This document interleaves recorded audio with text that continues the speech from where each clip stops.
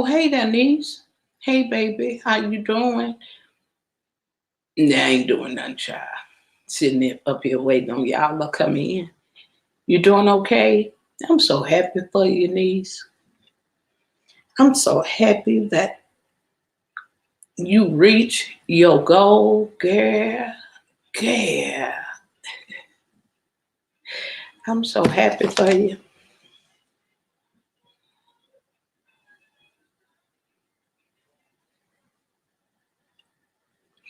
Yeah, that's what I'm learning. Hey, B&B reviews. Hey, niece and nephew. How are y'all? You know, that's what I'm teaching myself. And that's not easy for somebody that don't know. Don't know how to do it, but I'm so proud of you um, that you didn't give up. You hung in there, and you see how good that feels. When you reach one goal, and now you got to reach another one. Hey, Minecrafted. Hey, baby, how you doing, love? Glad you came into my live stream. Happy to see you.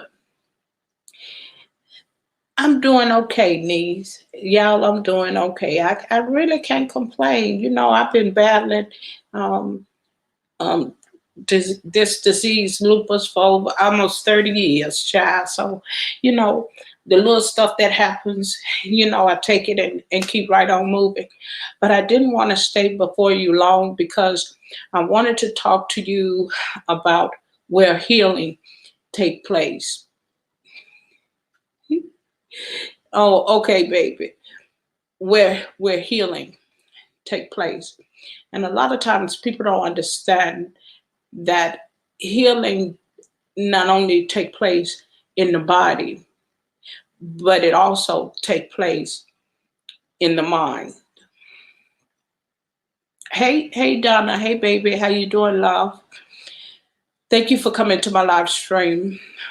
But healing literally, before it can take an effect on the body, you have to be healed in the mind. Let me say that again. Healing take place in the mind. And the reason why it does, because without the head, your body cannot function. If you're not able to complete thoughts, um, it's something wrong in your body will not your body won't get healed in whatever area you're trying to seek healing in.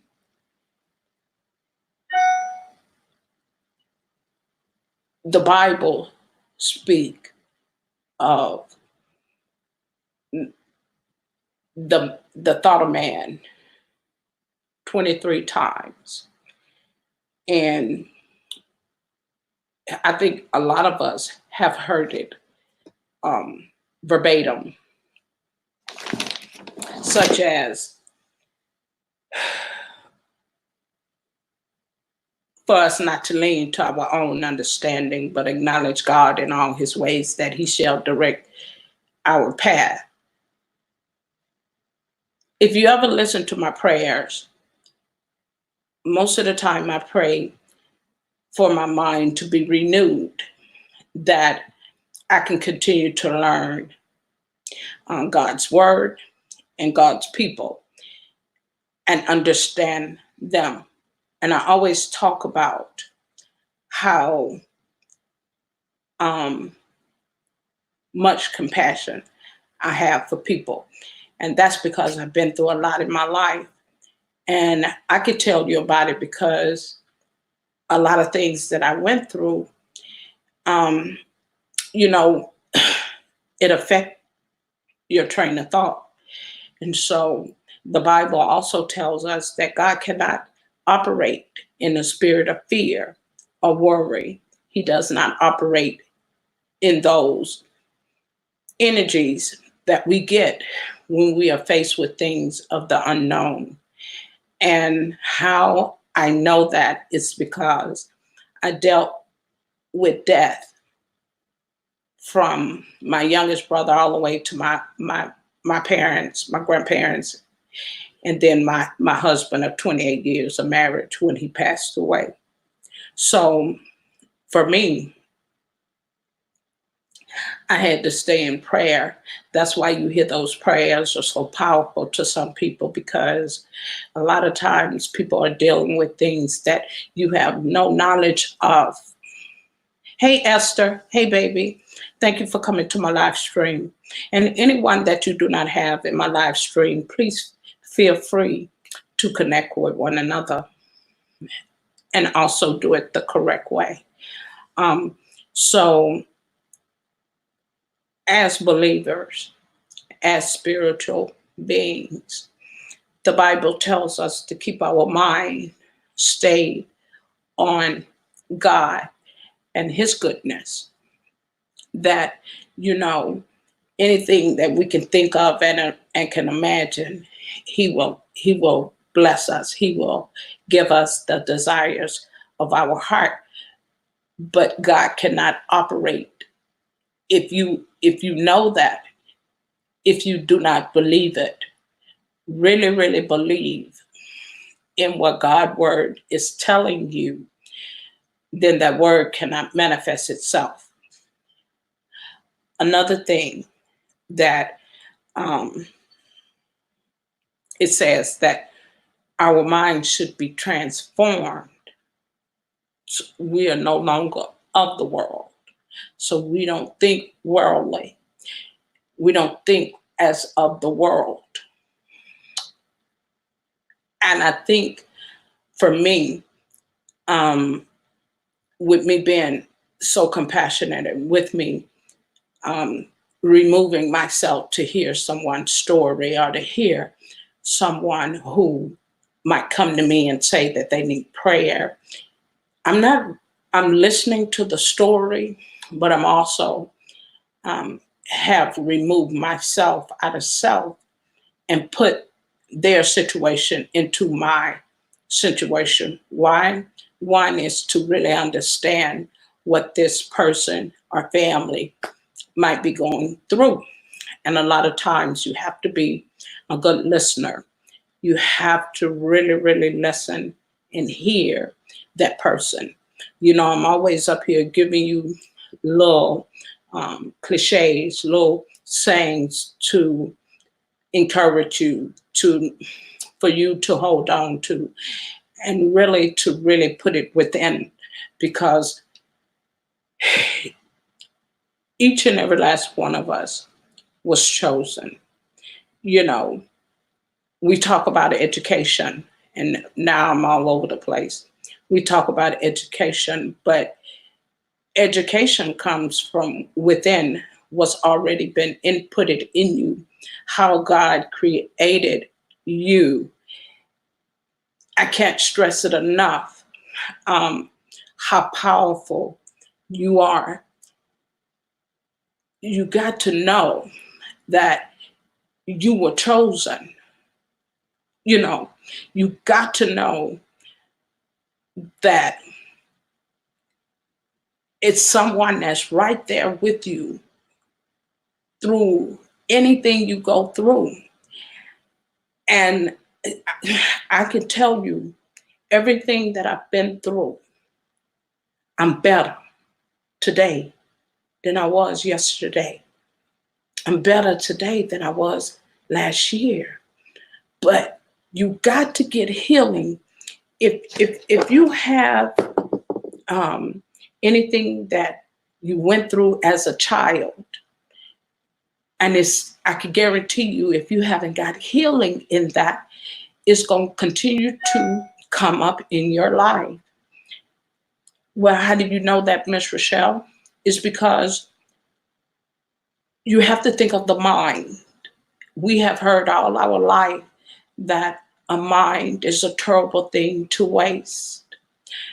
Anything that you're listening to, anything that you love, it comes through your thought process. It comes through the brain, through your memory. That's where it starts. And that's where healing take place. Once you get healed through the mind in that area, it doesn't affect you anymore. That is, it's gone. It's washed away. It's just like forgiveness. Forgiveness is powerful.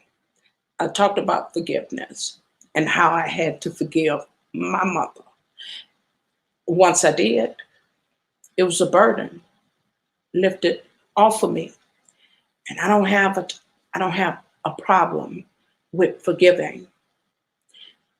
Forgiveness is powerful, and it's not for you. It's for that person that you are forgiving.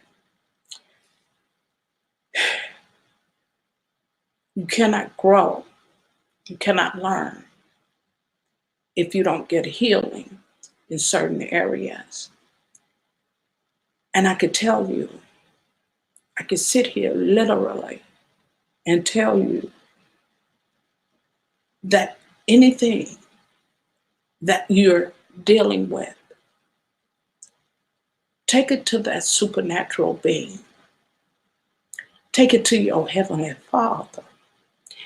As I told you last week, that you don't really have to tell your thoughts or your deepest secrets to man. Tell it to God, because He ain't gonna tell nobody. Because man has a bad habit. Hey, Hannah, has a bad habit of when they get upset with you or you fall out with one another, they have a bad habit of spreading all your business. So my thing is, don't be around here telling people your deepest, darkest secrets. Tell them to God. He ain't gonna tell nobody. Yeah, I want y'all to hold on to that. I want y'all to know that. I want you to, even if you do not understand the word, I always tell you about Googleations. Google. Google is good for some things, but it's not good for everything, because again, that's something that man has tampered with.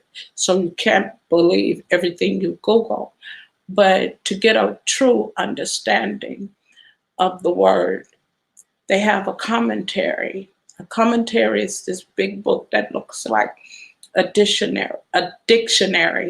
And what it does, it have the Old Testament and the New Testament in that book, and it break down every scripture. Well, you could have a clear understanding of what that word is saying to you. So I don't want you to get discouraged. I don't want you to think that, how do I get healing in that? Well, the first thing you do, you have to allow God to operate and move in your life in that area. And you have to go to Him in prayer and discuss that very thing that is causing you to move backwards emotionally, physically, mentally, instead of moving forward. Anything that comes up in your life, it affects you to the point where you think that this is the end of the world for me. Hey Bree, niece, hey baby, I didn't know that you were blocked under Fun with the Girls. I don't know how that happened. It could have been a mistake by me, but thanks for coming to my live stream, sweetheart. I miss y'all so much not being live. And tell who had a birthday, not Mia. your oldest baby. Tell her I said happy birthday and wish her many, many more. And I hope she really, really enjoyed her day.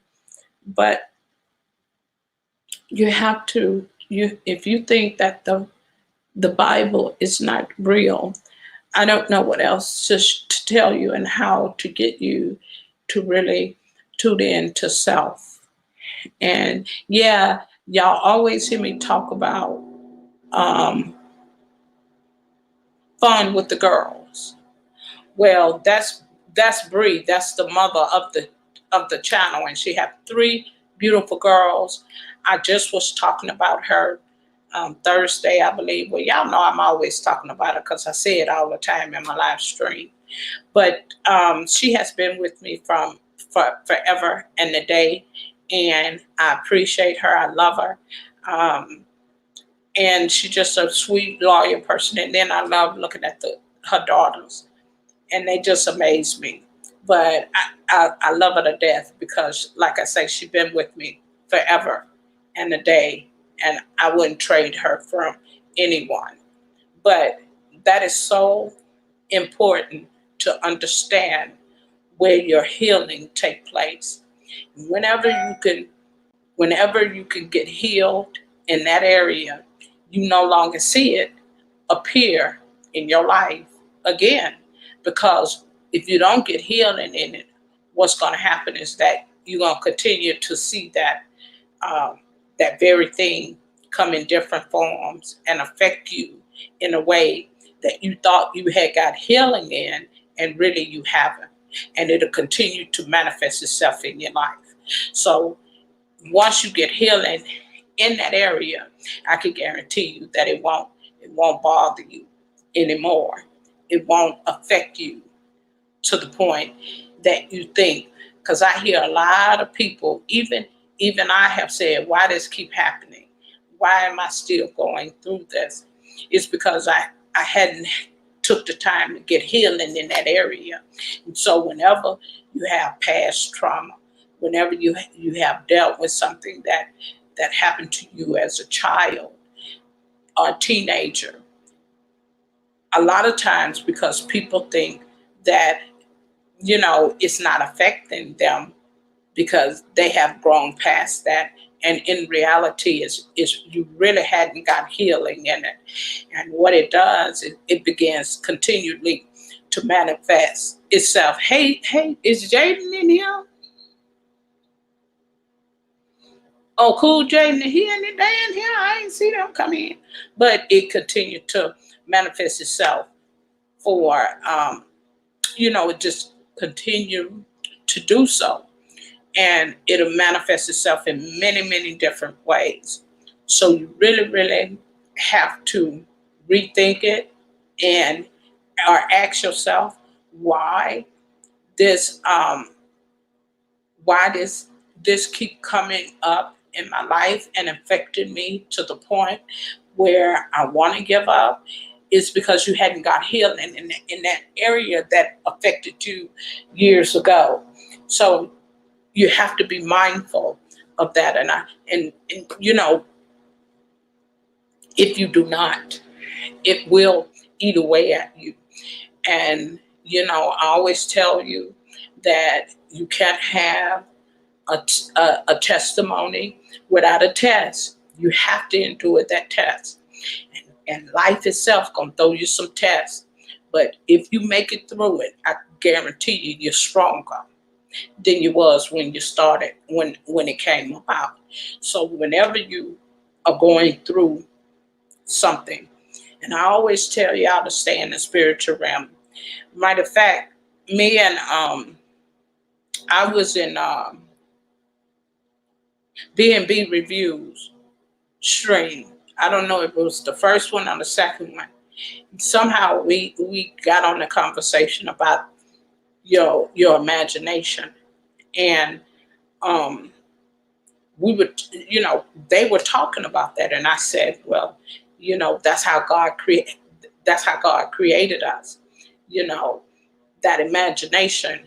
And I like to call it, you hear people say imagination, I like to call it that spiritual realm where you can see yourself doing things that nobody else can see but you and God.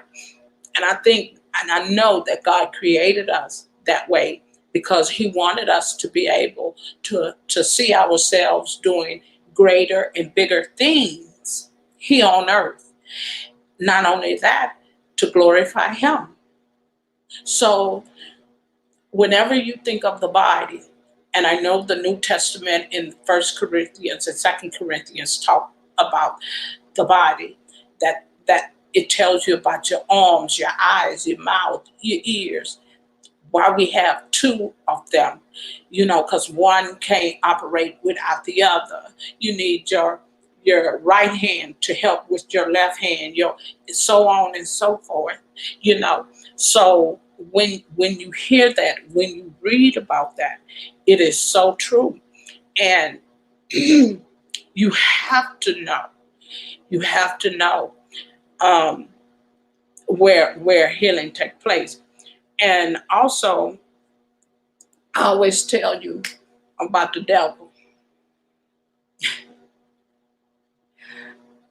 I have to tell you about the devil. Lashandra in here, hey baby, hey baby, how you doing, Lashandra baby? Thank you for coming to my live stream, love. How everybody doing? I hope your family is well. But thank you, sweetheart. Um, I always tell you that. See, God knows all and sees all, and He will give you the desires of your heart. He will. That's what His word says. So, but the devil, I tell y'all all the time that the devil work in the past. He don't work in your future. And that thing with the mind, that's where the devil operates. That's why I'm telling you, you have to get healing in that. Because the devil works in the past. He works on that very thing that he knows that'll eat you alive. So what do he do? He stay in your past.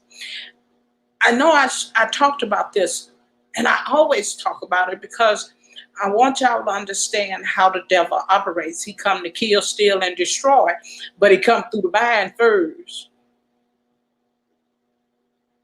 He come here. He start here first, and he always reminding you of your past stuff that you ain't even thought about. But that's how he keep you in bondage. That's how he keep you where you can't get healed. That's how the devil operates. Okay? He don't operate in the present nor your future. And if you allow the devil to hold you bondage of your past, you'll never get where you're trying to go. You'll never get there. So you got to understand where healing take place. You got to understand where the enemy come in at, and he come in through the mind. He come in to work on your fears. He come in to work on worry. He come in to scare you. That's what he come to do. That's how he destroy you. That's how he kill you. See, and I always tell you, I don't talk with the devil. Mm-mm, mm-mm, mm-mm. See, and I always speak about what you allow to come out your mouth. Because see, people think being sharp mouthed, sharp tongued, and all that, and going back and forth, people think that that's, and some people do get glory from it. Don't get me wrong. But what happens is you end up cursing yourself.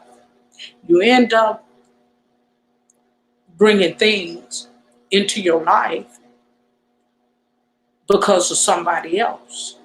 So you can't allow certain people to aggravate you where to make you spit things out because you're angry.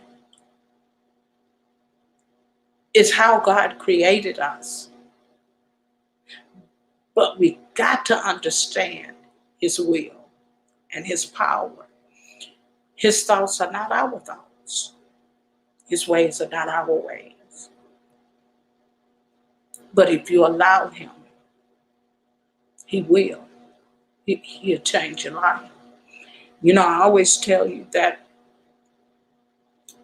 um, my niece that comes through here, Snooty Cass, y'all hear me say she was raised in a house with my boys. They even went to school together. Um, she couldn't figure out what is it that she was really wanting to do. So she went back to school. She became a massage therapist. She became licensed in your skin. She became licensed in your eyebrows. Now I ain't know you needed license to do your eyebrows. An in technician or something like that she became. She then she went back and got a license to do nails.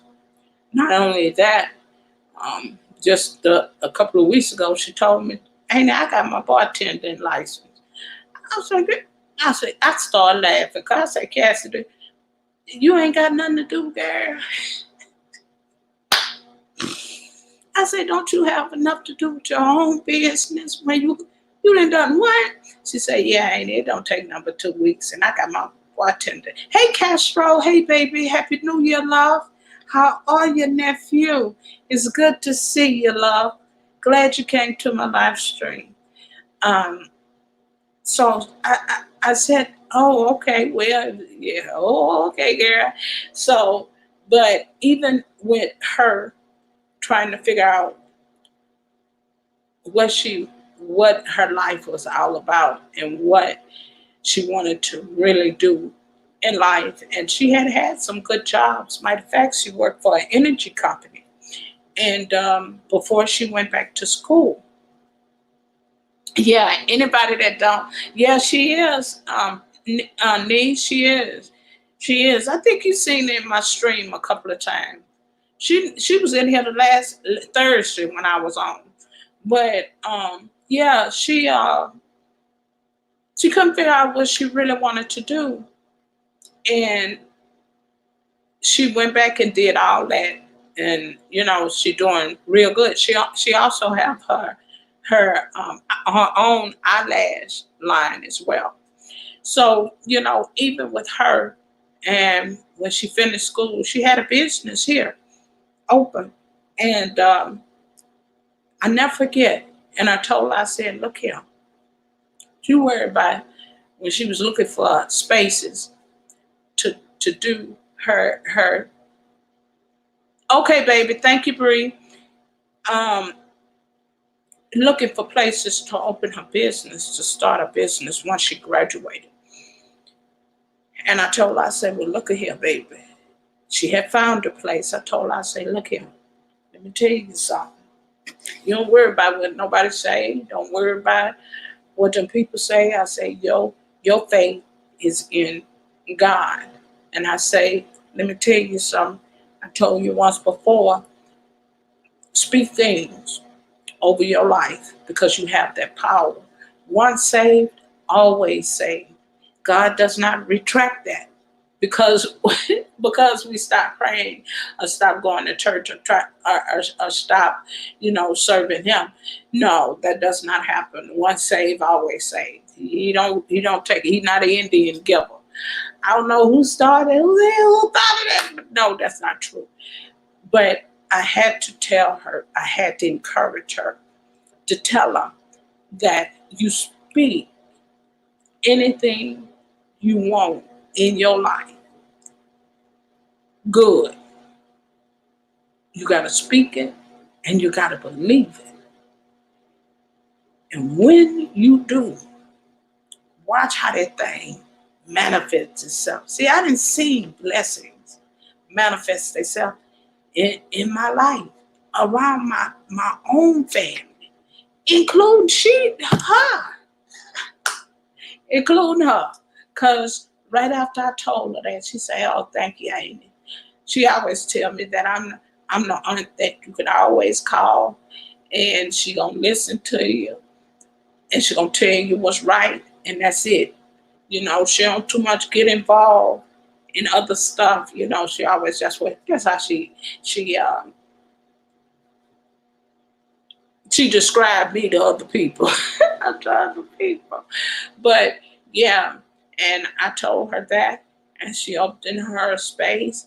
And before she left Houston, um, she was doing anchor people for Channel 13 and Channel 2. She had a couple of journalism women for the Houston Chronicle newspaper that were her clients.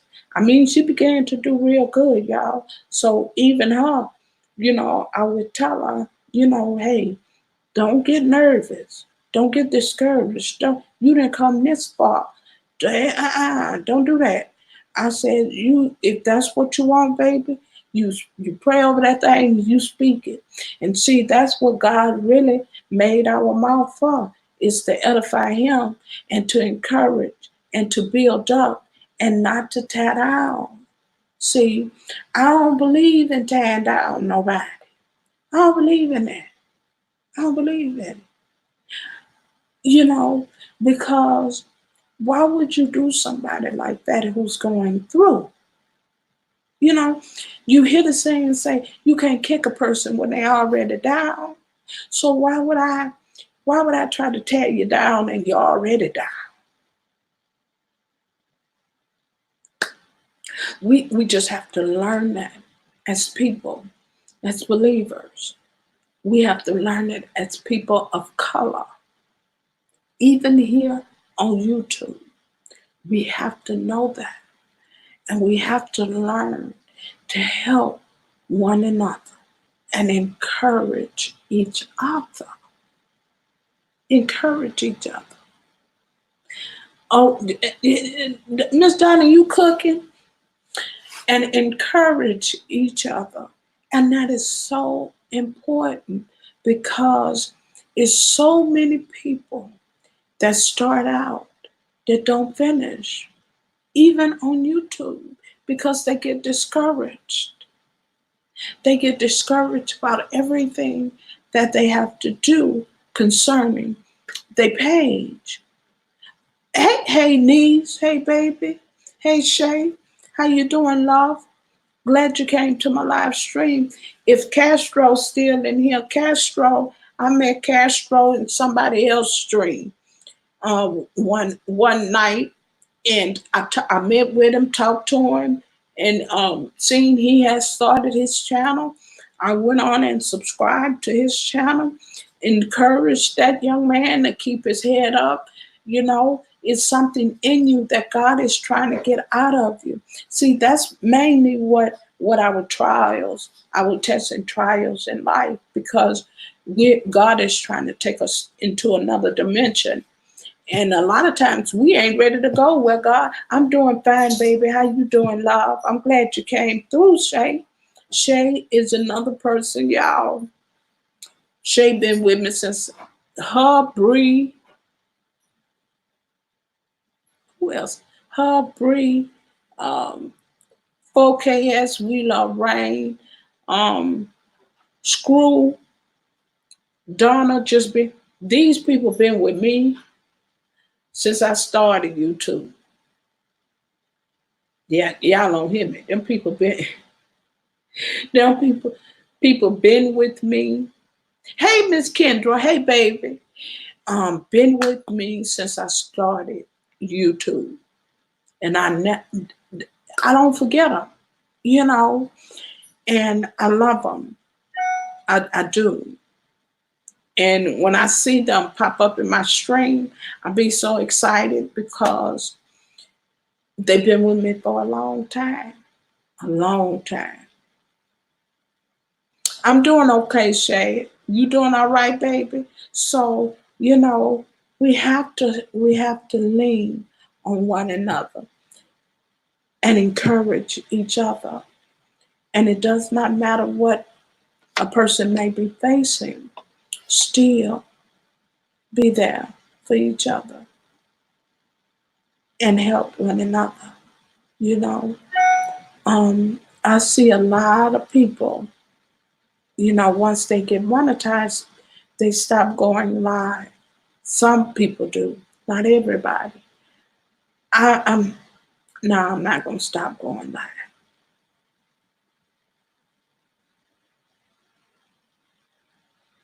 Yeah, yeah. I see. I love being in my family live streams. I do because it's like you can interact with them like right there.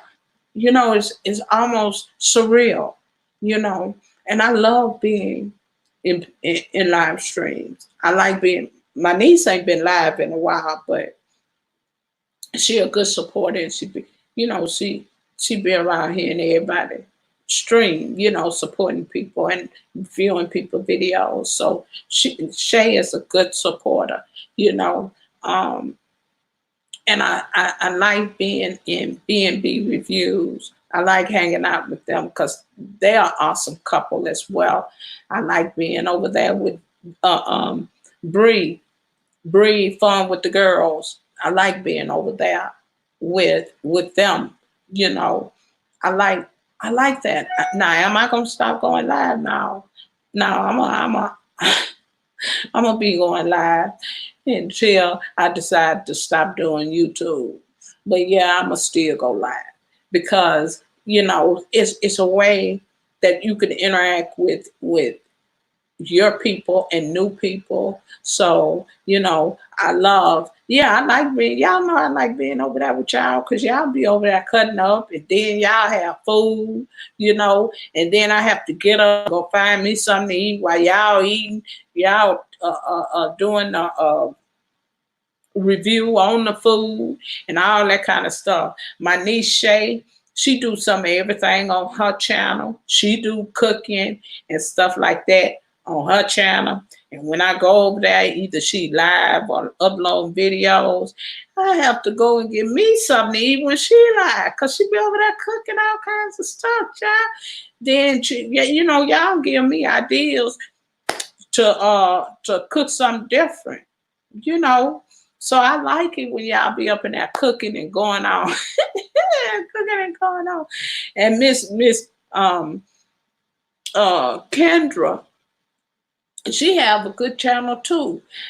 She be up in there cooking and showing you different things, uh, um, and all kinds of stuff, child. So I like that kind of stuff, child. I be over there trying to get to everybody, but the larger your platform get, your subscribers get, it's hard to get around to everybody because if y'all all go live all at the same time, it's gonna be hard for me to move around to each person live. Now, most of the time I be on all three devices. My laptop, my iPad, my cell phone, I be on all three trying to, make it around to everybody.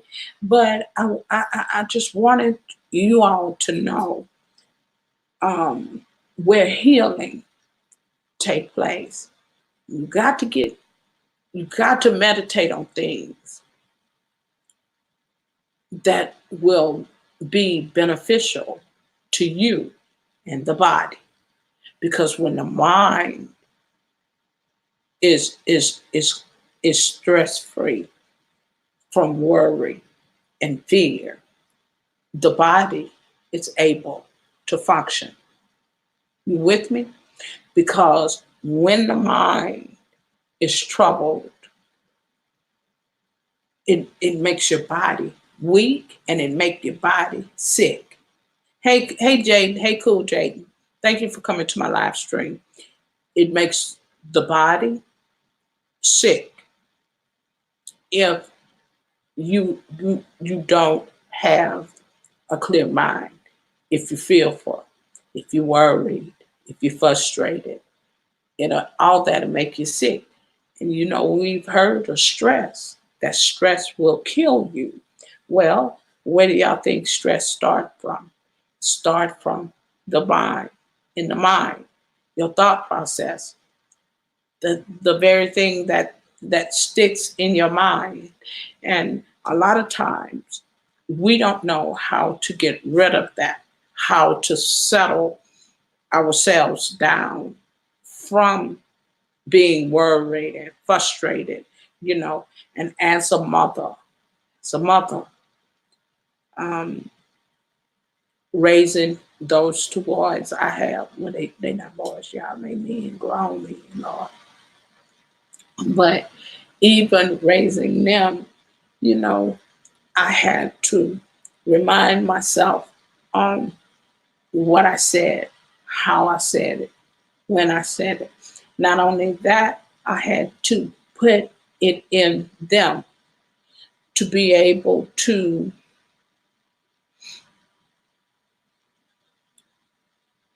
to be able to, for them to have some substance to hold on to, so that when mom and dad are no longer here, they don't have to transform to drugs or alcohol or anything such as that matter to get them through. You understand? So, it's important that we do those very things. The Bible talked about false prophets, witchcraft, that we will see the church in a disarray. And how do we see the church today, in this present time, in the worst that you can ever see it in? Every time you turn on news, it's about a pastor violating a child, a pastor robbing the flock. I can't tell you to run to the church, but what I can tell you is that you got to get that word in you, and you have to meditate, on certain parts of the Bible. And see, I'm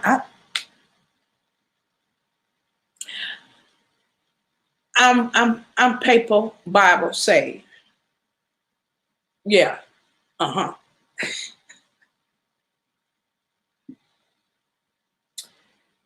I'm paper Bible saved. That means that I don't know anything about Google and looking scriptures up on the internet. I only know how to look up scriptures in the Bible. I'm paper Bible saved. I ain't with that Googleation. I ain't with that Googling. I ain't with that Googling. Oh Lord. Is anybody in the house Bible paper Bible saved? If your paper Bible saved, child, put a one in the chat, because I know I'm paper Bible saved. Now I ain't with that Google stuff. Now I ain't with that computer stuff. I got a Bible.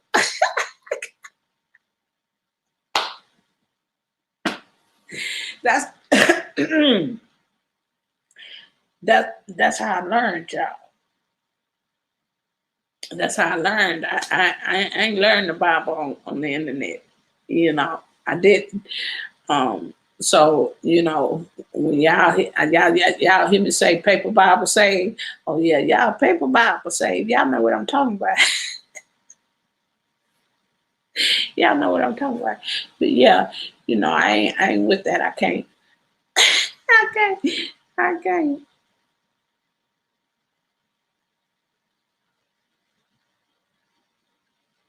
Oh, you did what good, cause Miss Kendra is still trying to grow. I know being B reviews, they're still growing, and we want to get them there. I want everyone to meet, get reach their goal, because like I always tell y'all, this YouTube is not easy. It's not as easy as people think it is. You still have to come up with ideas. You still have to promote your channel. You still have to connect with people. You have to do many, many things. So, you all gonna get there. You are. You just got to keep working at it. You can't give up. You can't get frustrated.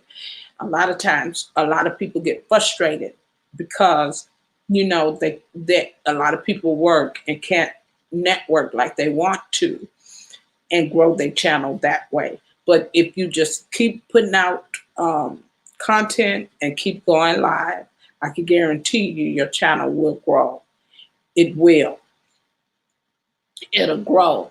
And it'll grow at a rate that you would be surprised of. So if you still growing your channel like Miss Kendra B&B Reviews, all of these people are still growing their channel and they trying to get to that mark. And anybody that you do not have, please feel free to connect with anyone that you do not have. But yeah, I know some of y'all are paper Bible saved, which is a good thing because you could always go to that Bible and pull up whatever you want to pull up and be done with it. But yeah, you all, it take it if you're dealing with anything, I suggest that you take it to God in prayer and ask God to remove that from you and wait on God to answer your prayer.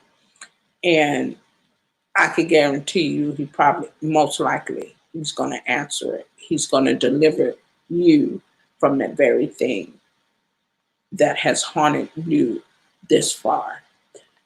And you will see your growth. You will see yourself.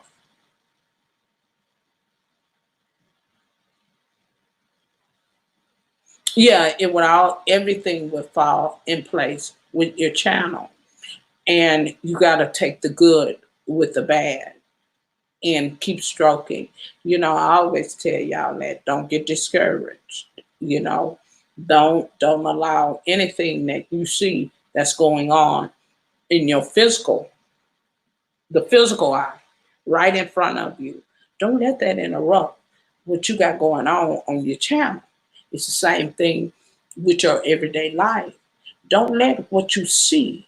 And sometimes, a lot of times, when we are going through, sometimes it it causes us to tune in to the things that's going on right there around us, and we can't get into that spiritual realm to see ourselves coming out of it because we are so frustrated with everything that's going on with us. I can sit here and tell you that because 2010 was my worst year. And that's when I lost my husband. That's when one was coming home from college and the other one was going off the college. Yeah, I didn't know how I was going to make it. I, but I did. Now, no, it wasn't easy. Mm-mm. I ain't going to tell you it was easy because it wasn't. I ain't going to sit here and lie to you. It sure wasn't. Baby, my faith was everywhere. But I had to hang in there, you know, and I had people around me that prayed for me, that encouraged me, that made sure that I was okay, you know. So again, If it's something that you're dealing with, take that to God. Talk to him about it. He already know what we're facing. He already know what we're dealing with. He just waiting on you to ask to get healed in that. When you ask him, he what he does, he come to you directly. And you know, a lot of people talk about a spirit of discernment. People talk about the Holy Spirit. Let me share something with y'all. People talk about the self-conscious. Can somebody just tell me where y'all think the self-conscious came from? How you develop that? That's that has to do with God and the Holy Spirit, because that's how He created us. That's how He created us. So when you speak about the imagination, when you speak about things like, you got some people that can read bad energy. You got some people that really could see people's aura. Now I don't get into that because that ain't my thing. Well, it ain't really my thing to tap into because it don't make no sense to me. And anything don't make no sense to me, I ain't gonna pay no attention to it because um, I know who the creator is. So that's one reason why I don't too much fool around in that part of it. But you hear people talk about um, um, the imagination and how they can they can read people if they good at or bad. Again, that's a gift of the spirit. If you go into the New Testament, either in Galatians or Corinthians, it'll tell you about the gifts of the spirit. And you have a lot of people that have that spirit of discernment, that have that energy where they could. The, the spirit of discernment is the same thing as negative energy and positive energy, where people can read other people's energy. So all of that is has to do with discernment and the Holy Spirit. The Holy Spirit is another one that will speak to you in that self-conscious. You hear people talk about the good devil and the bad devil. That self-conscious. Where y'all think that came from? That's how God created you. That's a part of your imagination, discernment, Holy Spirit. The Holy Spirit speak to you to warn you about good and evil. The Holy Spirit will speak to you when you hearing God's word spoke to you, directly to you. It convict the Holy Spirit will convict you of your wrongdoing. Your wrongdoing. So when you're sitting up and things are going on in your life and it began to tug on you, that's the Holy Spirit. That's the Spirit talking to you, telling you, listen, Susie Mae, you know you were wrong, guy. Yeah, that when you're sitting alone and you then got into it with somebody or your family, and that little spirit come in there and say, hey, Susie Mae, you know you're wrong, guy. You know that wasn't right, right? Ah, a turn up. What's a turn up, baby? I don't even know what that is. You just gave me a turn up. I don't even know what that is, baby. You're gonna have to explain that to me, Miss Esther, because child, I don't even know what that is. But yeah, you that's all that is. It is the way God created you. That's how He made you, and you got to know that thing.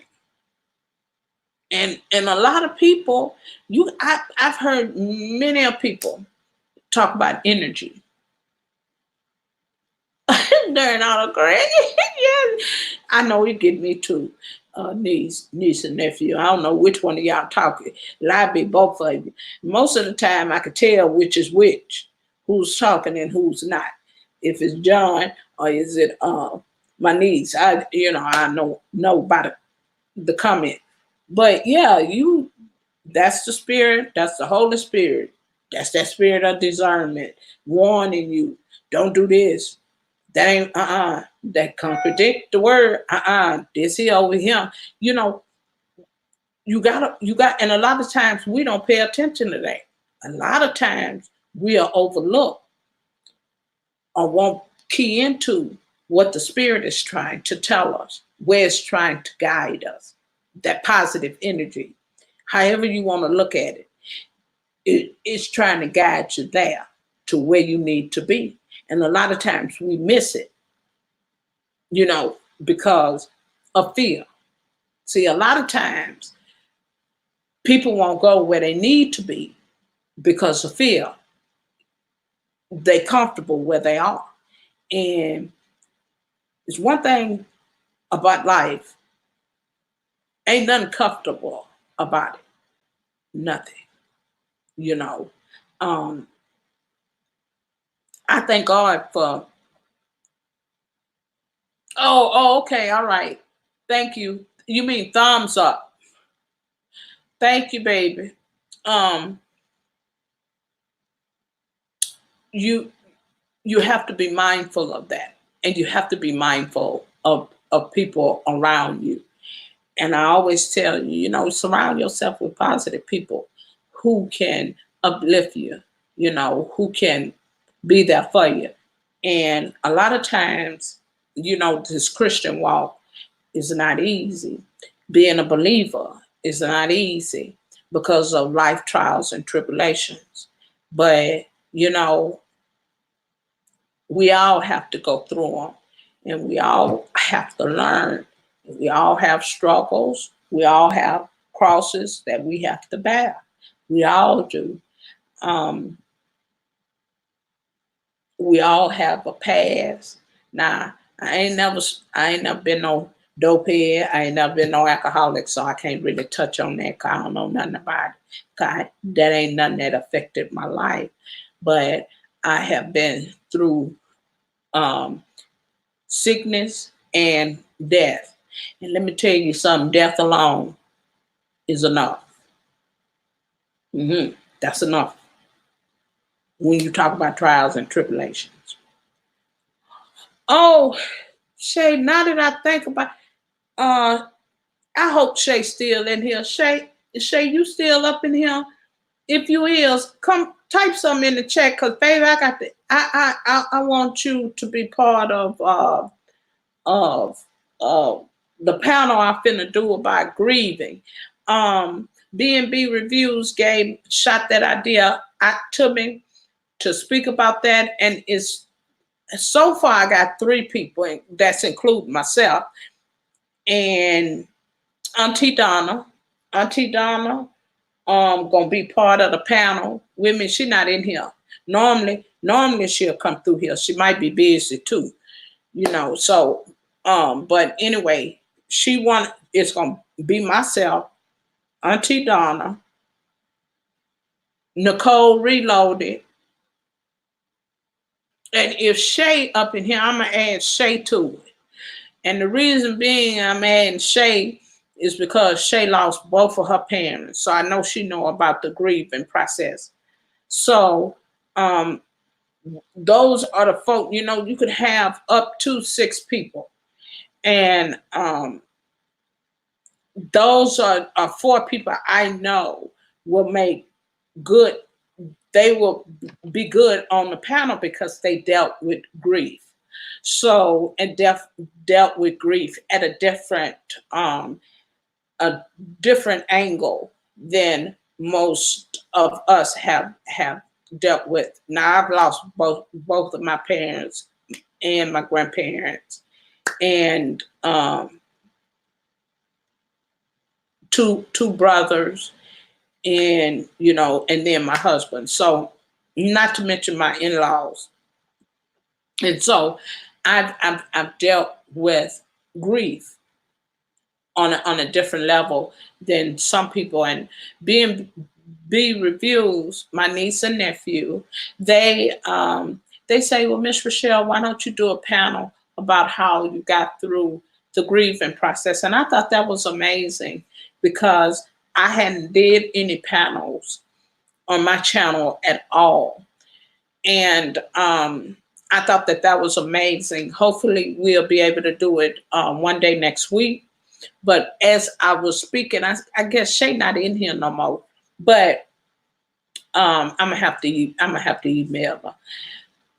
Um, I'm gonna ask her to be part of the panel as well. Did somebody else come in here that I missed? Because y'all know, I tell y'all to pay attention to y'all chat, and I don't have time to be up in here paying attention to my own chat. But yeah, those four people we will be doing hopefully in March for the community tab, because most likely I know that I'm gonna post it on my community tab. I hope Shay decide to be part of the committee.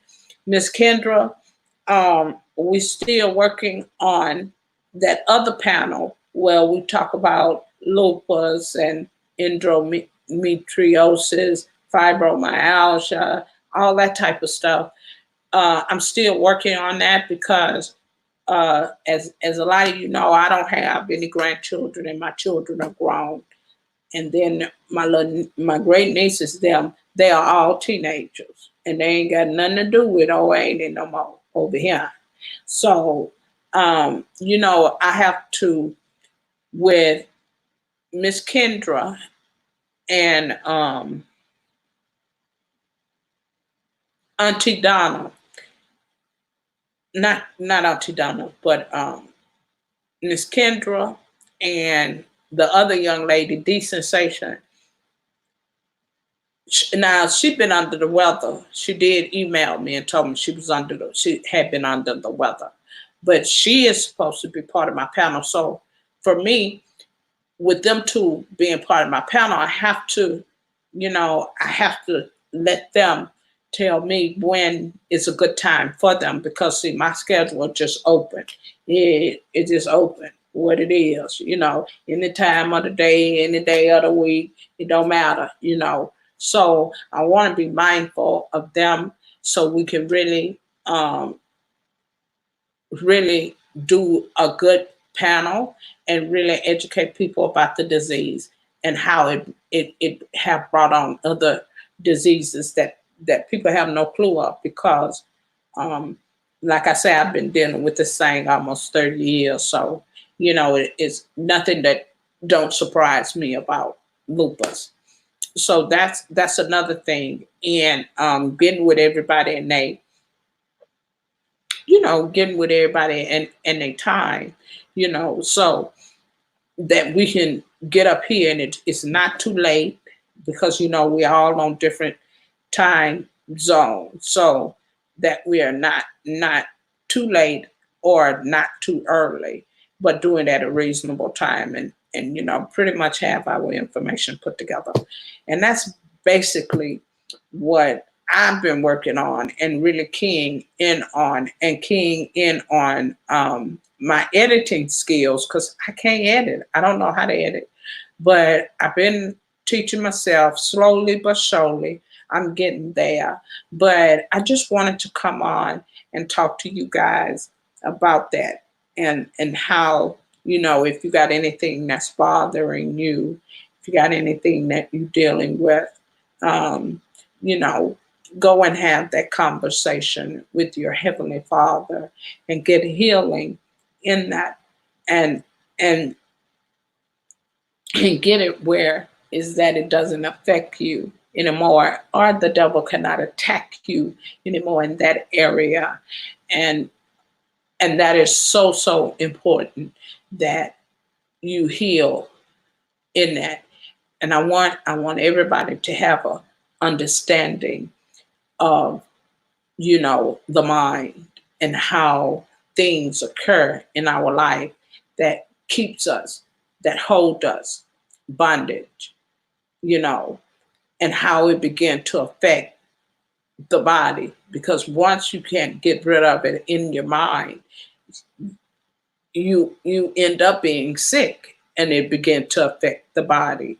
So I want y'all to really understand and hear what I'm saying, and not to don't let things from your past, don't let the devil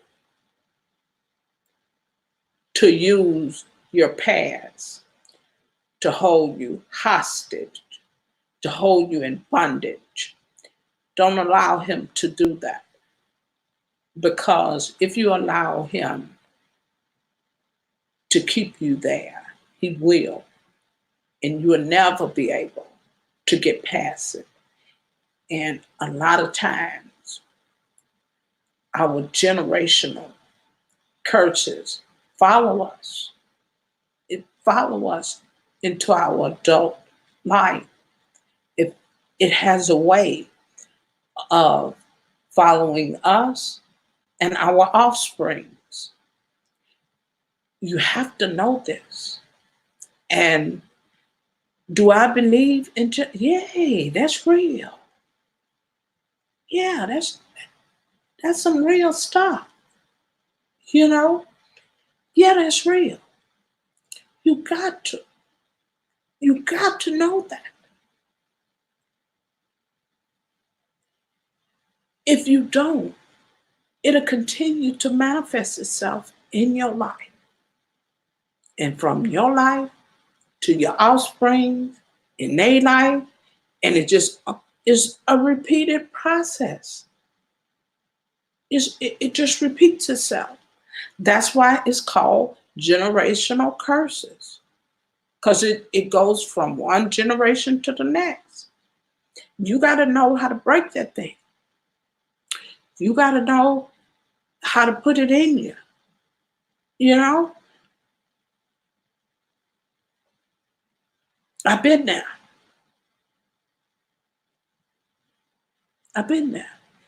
You know, I told my story, how my mother wasn't a part of my life.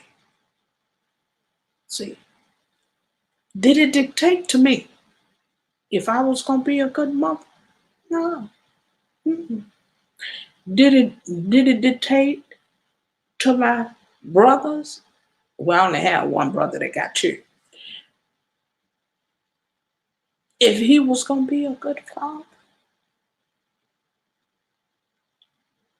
my sister, my young, see that didn't. You know why?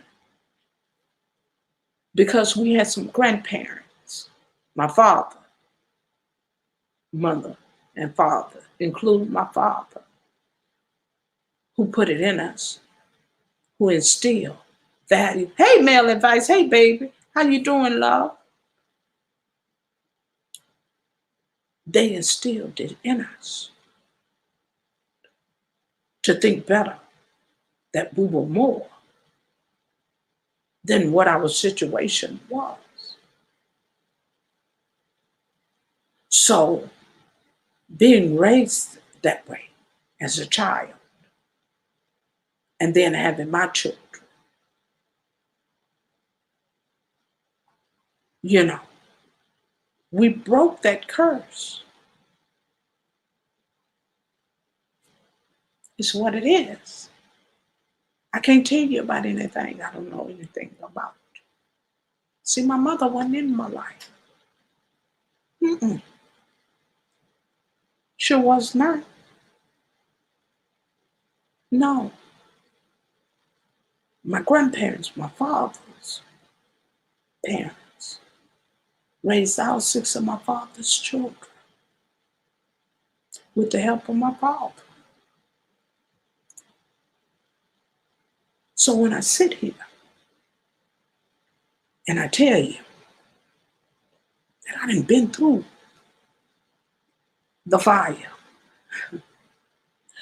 but guess what? I turned out like pure gold. Mm-hmm. Even though I was tried in the fire. Been there.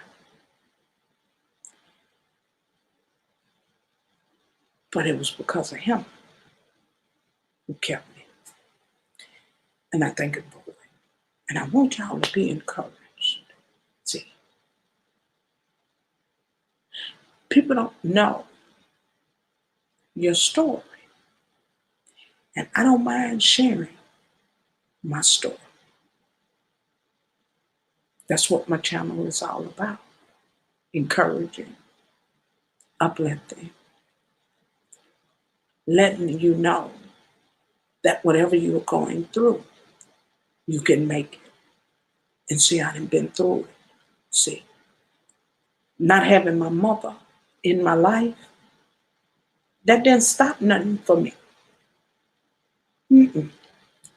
Why? Because my grandparents and my father had instilled it in us that we can do anything, that we are no different from nobody else. Anything you want in this world, you can have if you work for it, if you get it honestly, if you believe in yourself. See, and a lot of times we don't believe in self. And you got to believe in self before anybody else can believe in you. Mm-hmm.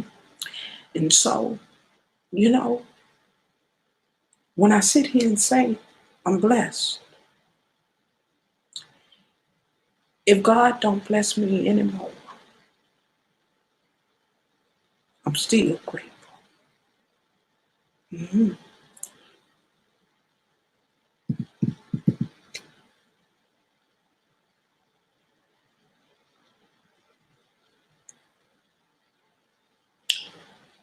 So when I talk about how good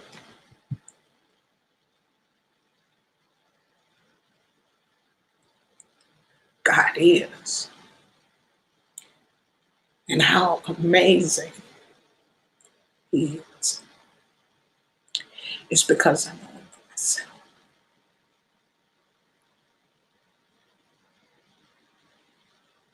I know Him for myself. And everything your girl has been through, I still stand tall. And He's still right there with me.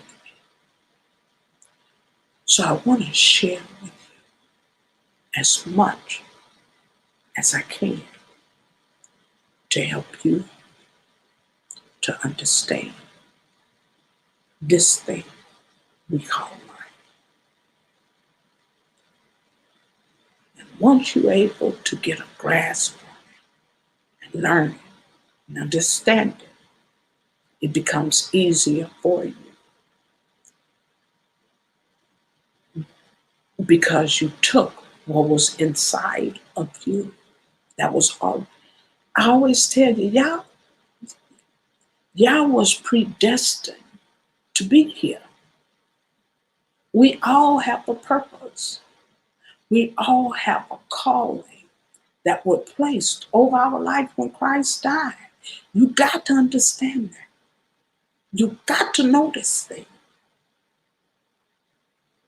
Because if you do not recognize who you are, these life trials and tribulations going forever knock you down. It's going to try to take you out of here. And you got to know it. You got to. And you got to speak.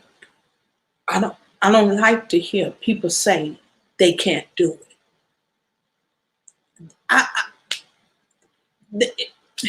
That ain't in you. That ain't how you was made.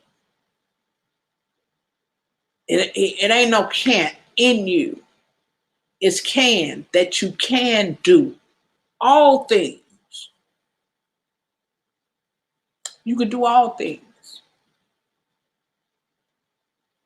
You see?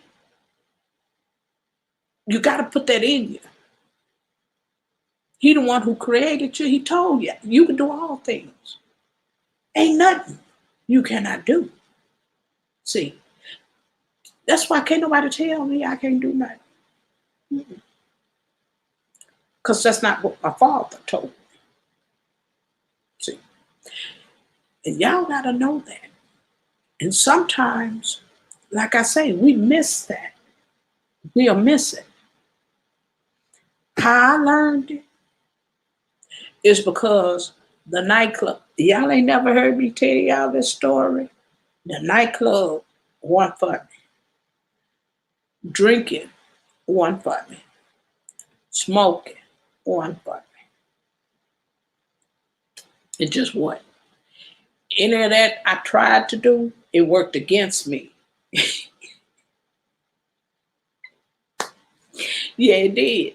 It worked literally worked against me. So anything I tried to do, like my friends, it always either made me sick, I couldn't do it, whatever the case may be, I just couldn't. And so when I got engaged to my husband, I was raised in the church. So going to church was nothing for me because that's the way I was brought up, you know. And so, once I got married, I just went on back to the church because the nightclub and drinking was not for me. It just, I tried it and it went, and I didn't try it once. I tried it over and over again. Yes, I did. But it just didn't work with me.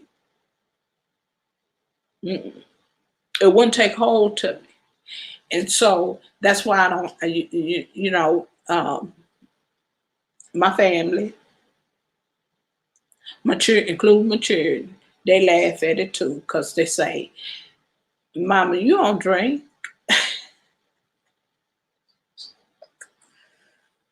Oh, yeah, they give me a hard time over here.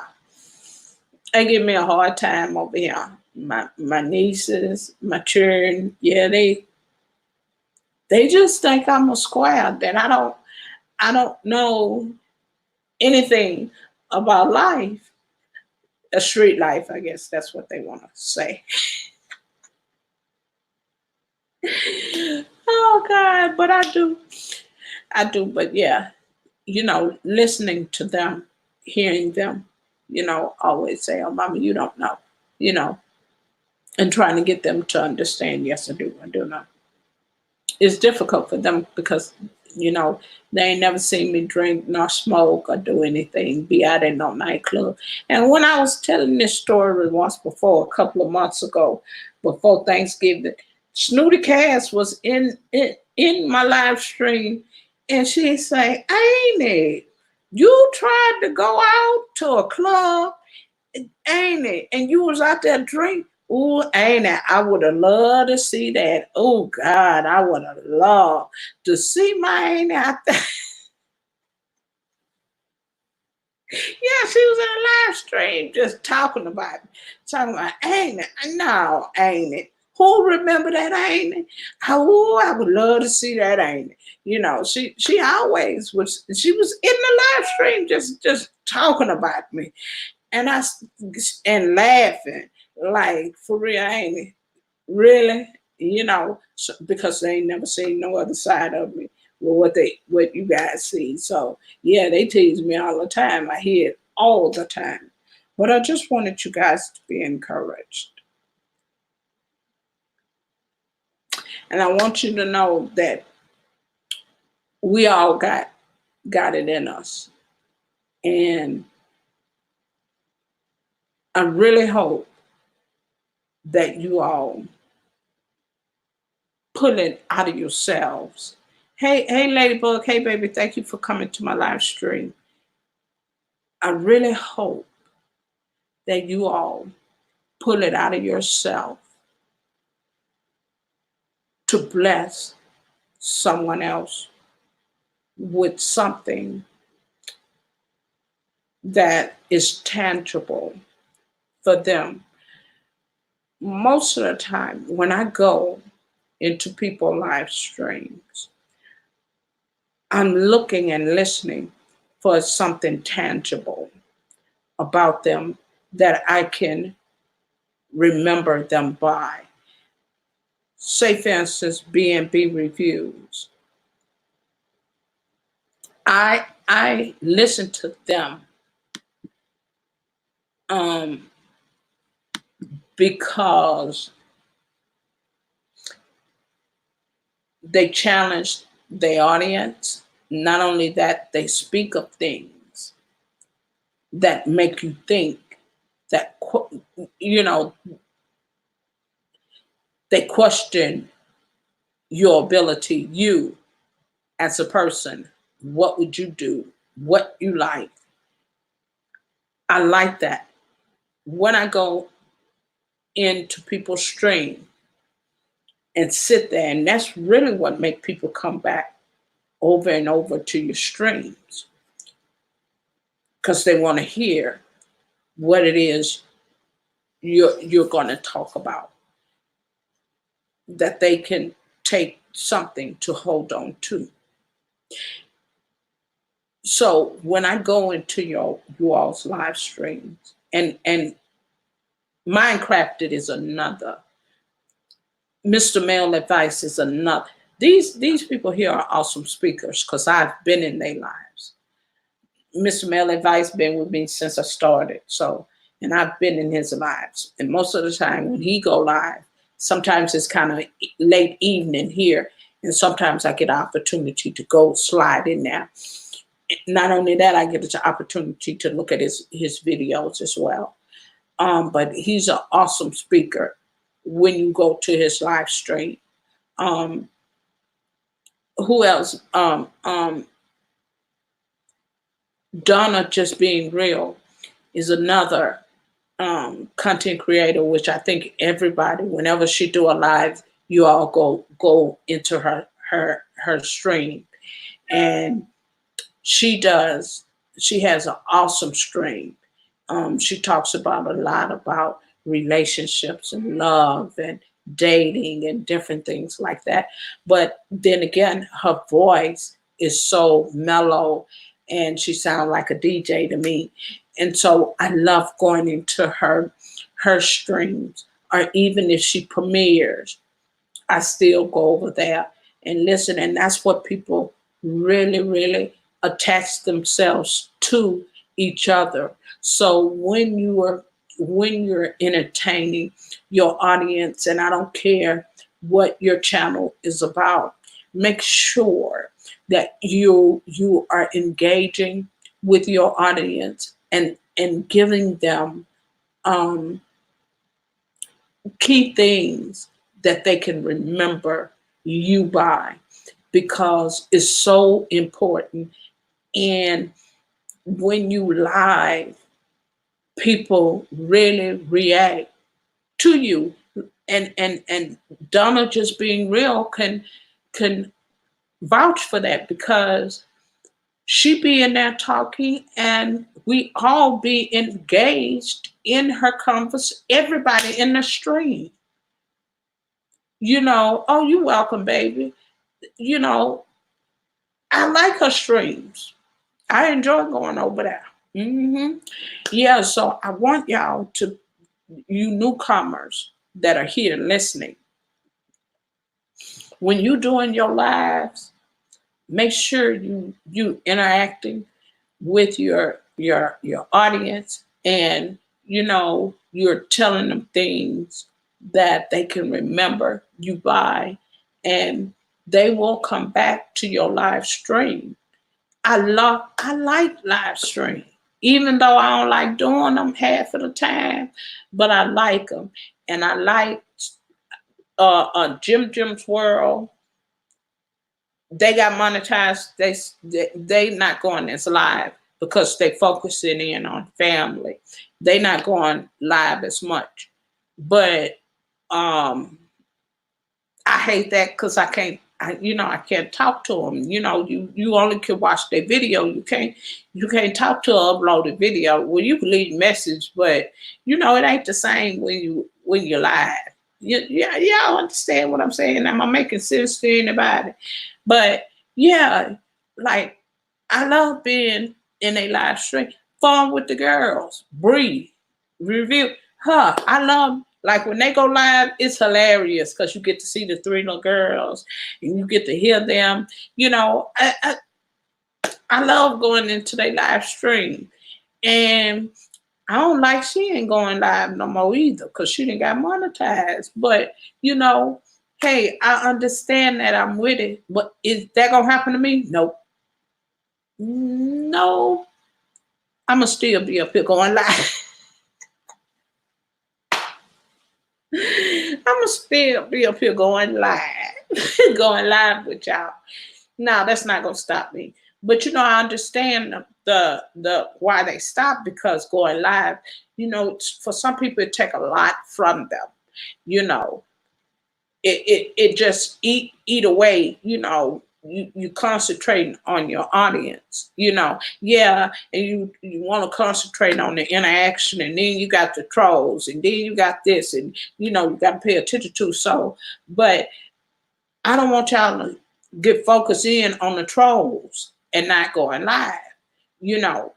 um go live as much as you can because people really love, including me, I love to go into other people's live stream. So I really miss them.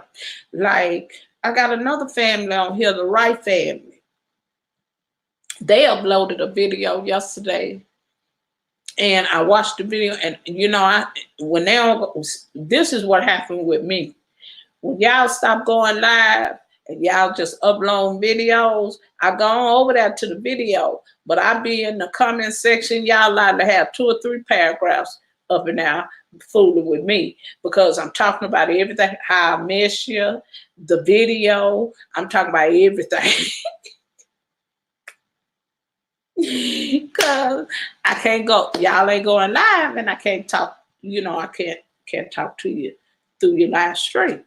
So only on your video. So I just leave a big old long message for you. Yeah, that's what I do. And so, you know, I tell you how much I miss you. Y'all ought to do at least one live a month. You know, yeah, I be doing that. That's what I do. I'm serious. Yeah, I be under there. And I told them I'm gonna be under there leaving y'all some long messages. And sure enough, the Jim World uploaded a video, and I was right there underneath that video. I had to left a whole paragraph, child.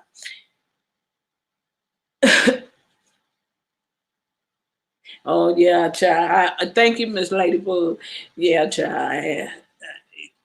What you see is what you get, baby. Ain't no different. But yeah, I miss them going live. And the Wright family, that's a married couple, and they got they got 2 older children, and then they got 2 younger children. And so they uploaded a video yesterday, and I was telling them how much I miss them. And because they whenever they did lives, they always was live, you know, and I always would go over there. I don't care how late it was, I would always go into their live stream, right? So now that they monetize, they just uploading videos. And so, you know, they uploaded a video yesterday or a Thursday one, and child, I went right on underneath that video. I had to stop myself, child, because I was under that video up and out just to typing away, leaving a long message telling them how much I miss them, you know, and how much I miss seeing the little baby, you know. So, you know, I'ma still go live even after, you know, after I get monetized because I like seeing my people. And then I like it because other people might feel the same way I do. Yeah, that they like coming into your live streams. So, you know, but like I say, male advice, he another good he have a good stream too. A good positive stream. Him, it's so many, you know, that I'm connected to, but A lot of them, a lot of like the smaller ones, y'all prefer upload videos than going live, and that's good too. But the reason you should go live is to get to know your audience and to interact with them. You know, you really get an opportunity because even when I'm silent streaming, when I'm silent streaming, and if somebody new come up in my stream, like Miss Ladybug, she came into my stream the other night. A lot of times, cause Miss Rochelle can't see, and my eyes had been messed up on me, and they clearing up now. They didn't clear it up a whole lot, but I can't see nothing without my glasses. And I don't know if you guys don't know, and you'll find that out when we talk about when that panel come, when I do the panel, when we talk about lupus and how lupus bring on other diseases. Um, that's not the first time I dealt with my eyes like that. I've dealt with that, on and off for years, and so child, sometimes I be typing wrong. I don't be seeing wrong. So when when Miss Ladybug came into my live stream, she was talking to me and I was talking back to her, but I say, oh no, I can't do this here. I got to tell her. I had to unmute my mic and I had to talk to her. Same way with B&B reviews. When they came, I was silent streaming. They came in, we was talking. I said, oh no, I can't keep typing because my typing skills ain't that high. And not only that, I'd be the misspell words. I'd have been and did all kinds of stuff, child, and might ain't gonna come out right. Then I gotta delete it and rewrite it again. I say, oh no, let me go talk to them real quick. And so I just go over there and unmute my mic and then just talk to them that way. But yeah, I'm gonna continue. Yeah, that's cause, child, when y'all came to my silent stream, I was really, it has just started bothering me. And it started in one eye. And I think what happened, I wasn't realized not to rub my eye with the hand that I rubbed the infected eye and rubbed the other eye, and they both got infected. And so my eyes, when they came into the stream, my eyes was messed up really bad on me. So, but I had to get up and say, oh, no, I can't type. I'm be messed up. They ain't gonna understand nothing I'm talking about. So let me get up and unmute my mic. But yeah, it didn't clear up a whole lot since when we connected. Cause I had been dealing with that for like a month almost. And every morning, my eyes were stuck together from the cold and the mucus, and then they were itchy, really bad. So I had to keep the stove out. Eye wash wasn't helping me any, and I ended up having to go to the doctor, and they gave me some liquid eye wash to help, clear up my eyes. But it took it a while.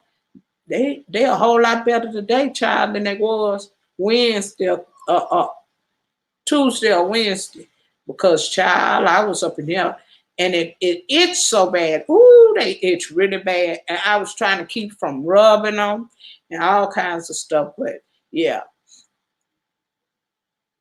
and me too, child, because got tired of I would have to take a hot towel and put on my eyes, and then I had to rinse it and clean it out before I could put it back on my eyes and all that kind of stuff. But I hadn't suffered with it in a while though. But yeah, that happens to you. It make you feel like you got pink eye, but it's not really pink eye. It's some kind of bacteria and infection that you get probably from something I touch. People with lupus don't have an immune system, so say for instance, if you going in and out the doors, using public phones and different stuff like that, you don't, that's a germ that you could pick up, and I probably touched something like a grocery basket or something like that and wasn't paying attention and got home, even though I had washed my hands, somehow the germ had already affected, me. So um, when I woke up the next day, like it was really, really bad, but it only was in my right eye, not my left one. And me with myself, I was talking to somebody, must have been my niece. I was talking to her and telling, no, it was my son, my oldest son. I was telling him that I'm trying to get some kind of infection in my eye. And he said, oh, I say, yeah, it's itching really bad. So I in between talking to him, I must have, you know, hit my eye, my left eye with my hand and didn't pay no attention. And before I know that both eyes were infected. Yeah, but it took a while for it to clear up. But yeah, y'all will get a chance to hear about that. Um, yeah, so I try to get up and talk to people instead of just running my silent stream, especially when people come in and ask me a question or who's new to my channel or whatever, and they miss this stream, because I've realized that people that connect to you be in different time zones. They are on the other side of the world, and where's evening in some places or night in some places is the next day for them. So you have to be mindful of that. And the bigger you get, the harder it get to watch for everybody. That's why it's so important that you continue to go live, that you continue to show your face and interact with your audience. And now that I didn't surpass 1,000, I really get up here and try to interact with, even some days when I don't feel like it, Lord, but I still try to get up and come and show my face, because a lot of times it just helps you build. It helps you get a relationship with the people that's connected with you. You could sit there, you could tell them about, things you experience, what you have found out, this and that, to put out positive energy. I always like to say that because it's so, I don't know if y'all ever heard the sector that I'm in, and the sector is really, they really talked about the analytics of the people that you um, that view your videos and the people that you view their videos. Oh, thank. Okay, but um, what happens is that YouTube will group you off into this group. Now, the group that I'm grouped off in partially is called the beef sector. It's called the Section 8 sector. Yeah, that's what they call this sector, the sector that I'm attached to. And how I got attached to this part of YouTube, the beef sector, is the people that are subscribed to you and the videos you view.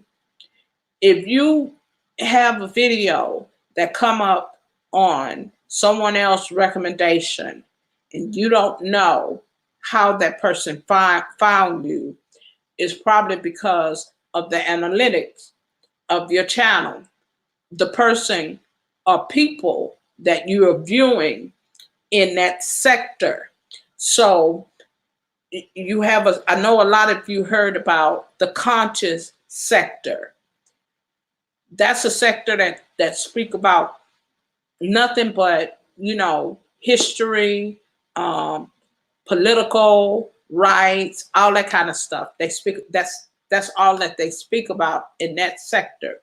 Then you have um, the sector that I'm in, that they call, now they just name our sector, the sector that I'm in, the beefing sector, because you know they beef with everybody in this sector, with each other, and Section 8 sector. Now where they got that Section 8 from, I have no idea. I can't tell you, but that's what they call that's what they call this sector. And so um, the beefing sector, I know why they call it, because they beef with one another.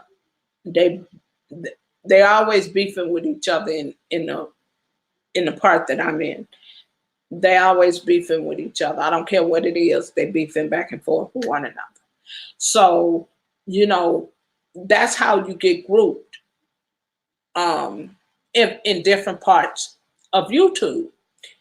And the only way you can remove yourself out of that part of YouTube is that you got to stop viewing the videos that's a part of that part sector of YouTube. YouTube group you out and put you automatically into a different part of YouTube because of the people who view you and the people you view.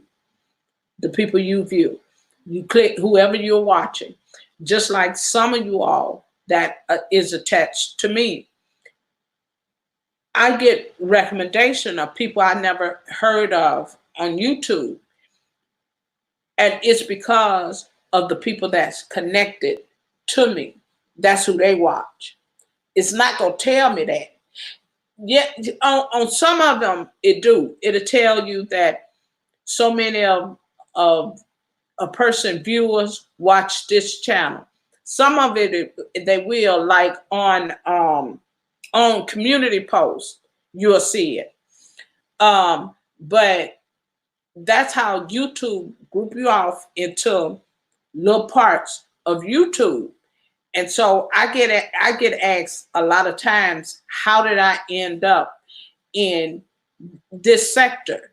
And that's how you end up in certain parts of YouTube, and certain people um, videos come under your recommendation. Whenever you click on a video that you're unfamiliar with, of a couple of them that's up on your recommendation, what happens when you continue to view they video, it puts you in that part of YouTube. So you got to understand that. I I was, and how I understood it, I was listening to, y'all know I always talk about Jay Wilson because Jay Wilson is down in San Antonio. And I was watching Jay Wilson before I even started my channel. And back then, Jay Wilson used to talk a lot about the analytics of YouTube. He talked about the trolls. He talked about blocking. He talked about a coin, his bag. He talked about that, and how he don't allow people issues on YouTube become his reality. So I watched Jay Wilson a whole lot, a whole lot, before I started my channel, because he was always telling you things. He was always, telling you different things about YouTube. And so I really, really watched Jay Wilson when I first started. And I still watch him right now today. It just depends on if I'm live or if I'm not watching anyone else, or if he's live and I'm occupying all my devices. That's the only way I could go and watch Jay Wilson, is that I have a device to watch him on. But most of the time, when Jay Wilson is on, I'll go over there and I listen to Jay Wilson, because, like I say, most of the time Jay Wilson will talk about, YouTube, period, and things that's going on. Hey, Coco. Hey, baby. Coco, I ain't forgot about you, girl. I ain't forgot about you, baby. But I need you to email me again, because I think I deleted your email because I ain't able to find it. And I was cleaning out my email, trying to find your email and Auntie Donna. And in that, I think I deleted yours and hers because I never could find it, even after I um, finished cleaning out my email. And I hadn't cleaned it out in a while, child. So it took me 3 days to clean out my email. So if you could, and I'm just keeping up with it, because whenever somebody go live, y'all, it go directly to your Gmail. And if people constantly going live and you constantly getting bigger. Oh, okay, baby. You constantly getting bigger. You you gonna have a hard time if you don't go over there and spend time in your email and clear it out. Because anytime you go live, anytime somebody upload a video, all that's going to your email. And long as I've been sitting here, it's been about 20 people that went live and uploaded videos. So you all need to be mindful of your Gmail account.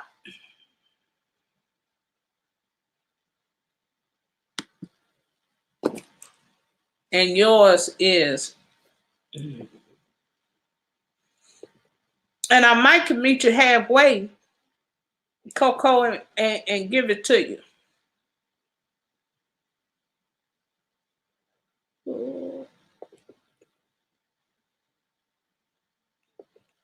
Instead of sticking it in the, which I was gonna send it either by UPS or FedEx, one of the two. But maybe we talk by email and instead of doing all that, I probably could just meet you halfway. Meet halfway somewhere and just give it to you. You can have it. Okay, baby. Cause I seen your last video when you was talking about your phone and stuff. So I say, oh my Lord, let me hurry up and get this thing to this girl. Okay, baby, I will, love. And yeah, that's another thing you have to be mindful of, because when people sending you emails and you got all them emails in your Gmail, child, it took me forever to clean. Cause I ain't never cleaned it out. I had to go through there and clean out my email, child. Y'all know I'd be over here doing child. Okay, baby. All right, Coco. All right, sweetheart. Oh, and y'all know what? I thought of a name of my channel, because people get a channel's names. My name for my channel is going to be the Purple Paisleys. And the reason why I named it the Purple Paisley is because the color purple is lupus color. It's fibromyalgia, indio. Y'all know what I'm trying to say. And that's the color for that. So anytime you wear the color purple, it's in support that someone who is dealing with lupus.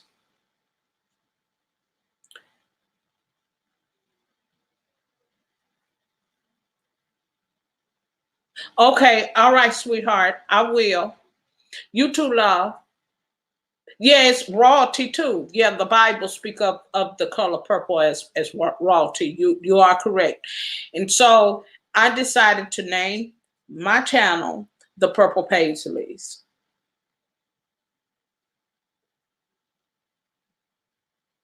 Oh, in your email, girl, well, it's gonna take you forever.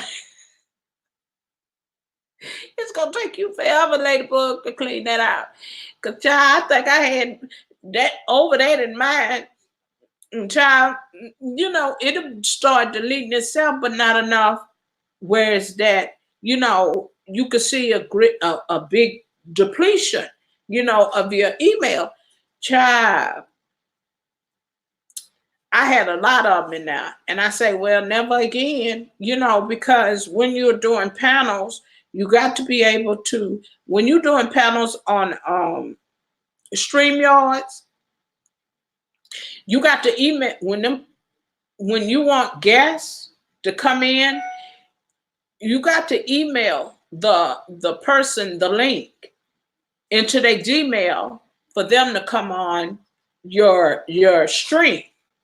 And if your email is full of junk, it'll take that person forever to find that email in a Gmail account if you ain't cleaned it out. So, you know, I had to I had to think about it and take the time and clean it out because I'm getting ready to do these panels and then I want to be able to talk to the people that is going to be on my panel. And the only way I could do that is cleaning out my email because I wouldn't know where to look for their email at with all them other emails underneath there. So I had to go in there and clean, like just clean them all out. And for the last 2 days, I've been staying on it because, like I say, every time somebody upload a video, every time somebody go live, that's going directly into your Gmail account. You get notifications from it. It's going directly there. And so, and as we sit live, y'all don't hear that ding keep going off. That's people that subscribe to me that are uploading videos and going live. So I'ma still have to go back and take, delete before it gets so overwhelming where I won't be able to do it, and it'll take me some time. But yeah, in order for you to have a panel and to be able to speak with them back and forth is through email. And so I had to go in there and clean that stuff out to be able to, for people to be able to email me and me to be able to talk to them. So, those are the two panels I'm getting ready for. I wanna get the awareness out, and the young lady that's gonna be on the panel, D Sensation, she also have lupus, and she also have a channel, and um, I've been really communicating with her and trying to see what day is good for her. Miss Kendra is another one who's going to be part of the panel right along with myself.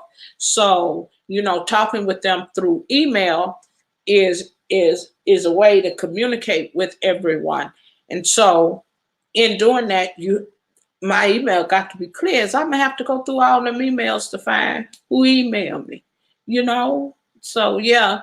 And then the bigger you get, the larger your subscription gets, you're gonna accumulate more emails. You're gonna accumulate more videos or lives that you're gonna have to um, be a part of. And I like to tell people, don't focus in on who's not supporting you. Focus on your content and putting out good content and being creative.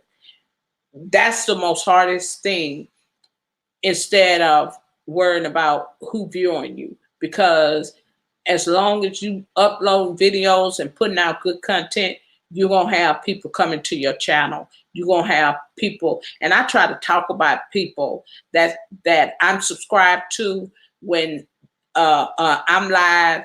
I like talking about their channel because it draws people to them.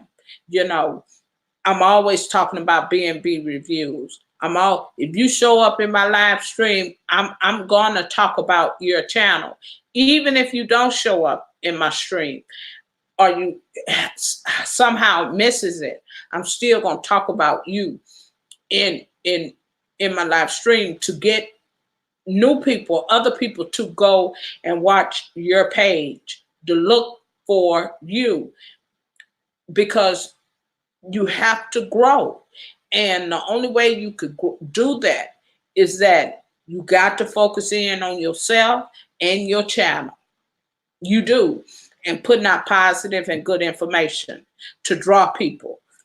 Like I say, you got to be creative. You got to think quickly on your feet, and I think that's what make a lot of people give up on YouTube, because it's time consuming and you have to deal with a lot. You could do it though. If my behind could do it, I know anybody could do it, child.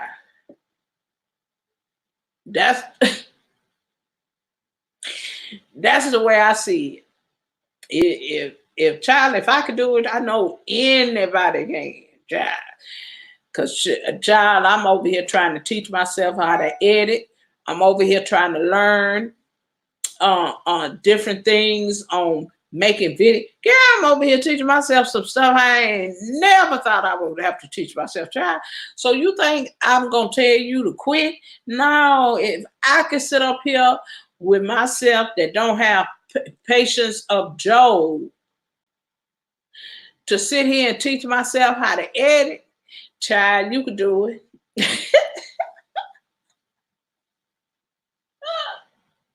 You could do it. God, child, I'm up in here trying to teach myself how to edit, and everything.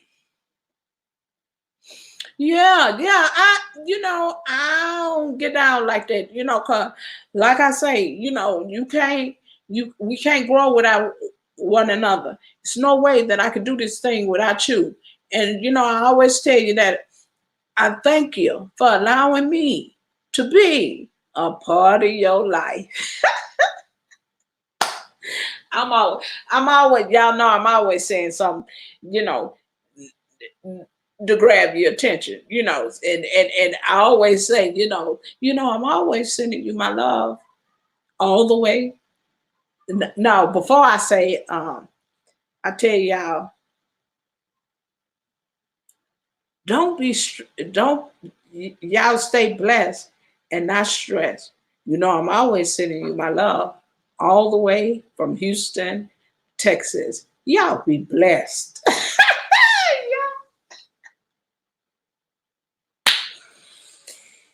Oh Lord.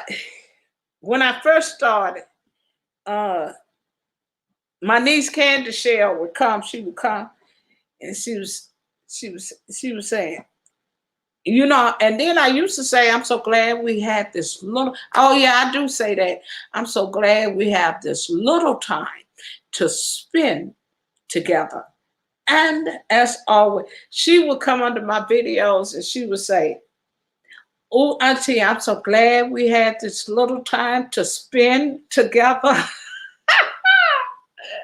That would tickle the mess out of me when she would do that. But yeah, I'm always over here trying to think of little smart, little cliches to say, so you can remember, oh, that's Auntie Rochelle. I'm so glad that we have a little time to spend together. And as always, sometimes I forget to say it. And as always, stay blessed and not stressed. I'm always sending you my love all the way from Houston, Texas. Yeah, so y'all got to think of little stuff like that, because I don't know what made me think of that. I don't. I can't tell you. But it's been part of my video ever since, I've been doing YouTube. So, you gotta think of little stuff, like I told you about the rainbow and how a rainbow come about and the true meaning of a rainbow. Like y'all can use that. It's just so much. Let me see, what else did I tell? Oh, I already told y'all about the chosen one. Well, if I get into that word a little bit more, I'm pretty sure I'll be able to tell y'all a whole lot more. But I well, yeah, I've been in the word, but not like I should be, you know. So and I still pray. Y'all know I pray every morning. Sometimes in the evening, especially when the devil try to fool with me during the day. Yeah, I have to grab me a quick one, you know. I tell him, oh, thank you, Jesus. You know, something like that, you know. Oh, not today, devil. You know, that kind of stuff. Because, see, the devil mess with you at any point, anytime, you know. And I told y'all, my grandfather used to tell us, out of mind is the devil workshop. Yeah, my grandfather used to say that all the time. So, you know, um, you got to be crafty. You got to think of ways to to make people remember, you know, to come back to your channel. You got to, because that's really what keep people interested. You know, um, I don't do mukbangs. The reason being is because it take me forever to eat a plate of food. Now, sitting up here looking at me, you probably think, "Oh, it's really Miss Rochelle?" Yeah. I had a hiatal hernia, and uh, a couple of years ago, it somehow dropped down, like in went inside of my belly, and my stomach was hurting really, really bad. So I ended up going to the doctor. When I got to the doctor, they end up doing that barium drink stuff where you have to drink and they go down your throat, endoscopy. That they I had that done, and they told me, "Oh, you're gonna have to have surgery because that hiatal hernia had dropped inside of my stomach." So when they went in there to get that hiatal hernia, I think they struck, kind of sewed out part of my stomach. So now when I try to eat something, like if I drink before eating, I won't be able to consume nothing but a couple of bites. It's like I gotta wait for my food to digest. Hey, Catherine. Hey, baby. How you doing? Thank you for coming to my live stream. Um, when that happened to me about 2 or 3 years ago, when they did that, I haven't been able to just sit and eat a plate of food. Now, it take me forever to eat it. Like it'll take me all day, literally. Even when I don't drink anything and I still try to eat, I still had the same issue. And if I force myself, most likely I'm gonna throw it up. You know, it come right back up. So with having that happen, it caused me not to, like, if I'm hungry, I don't drink anything. If I do drink something, I take a swallow of it and then I find me something to eat, because if I drink before I eat, I won't be able to eat. And I can't eat a full plate of food at one setting. Now I eventually finish eating the food, but it takes a process for me to get the plate of food down, and most of the time it takes all day. So I can't. I would love to do mukbangs because my my youngest son and my oldest son been wanting to do a mukbang with that big old 4 ounce or whatever it is, 10 ounce ribeye steak or whatever. And I said, boy, I can't eat that. I told him, I said, child, I can't eat that.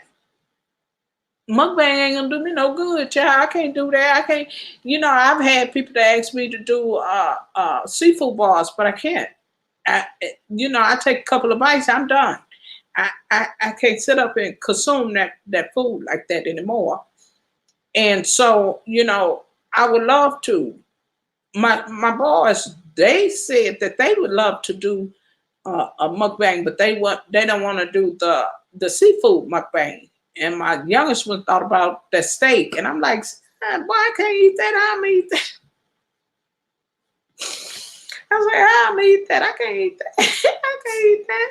Yeah, it take me forever, forever to do that. So But I like watching people that do mukbangs. And Miss Ladybug, she do mukbangs. I didn't know she did mukbangs. So I went over there under her channel and seen that she does mukbangs. But yeah, she do mukbangs, which is good. I ain't got a problem with them. Nicolicious do mukbangs too. She do mukbangs. She do other stuff too. She do reactions too on her channel. Nicolicious does. But yeah, I didn't. Y'all wouldn't believe half of the people I didn't run across on YouTube. I run across a person who told me, like they only wanted the people that was familiar with their channel. Say, for instance, you got the mukbang community. All of them do mukbangs. Well, I can't remember what this young person did. But he told me he only wanted people that did the same thing he did on his channel.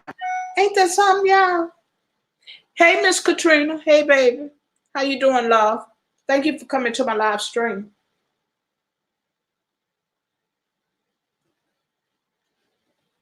Baby, I was up in here talking, so I ain't even seen you when you came in. I'm sorry, baby. I'm sorry, love. But yeah, he told me, say, I only want people that's similar to what I'm doing on my channel. I said, okay, no problem.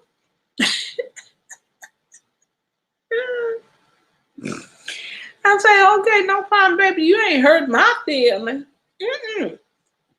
Yeah, he was a little young fella though.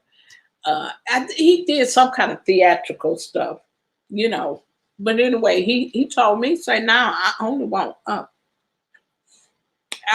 people that is doing the same thing as what I'm doing on my channel. I said, okay then, no problem, babe. Yeah, lie. Y'all be surprised what people do on YouTube.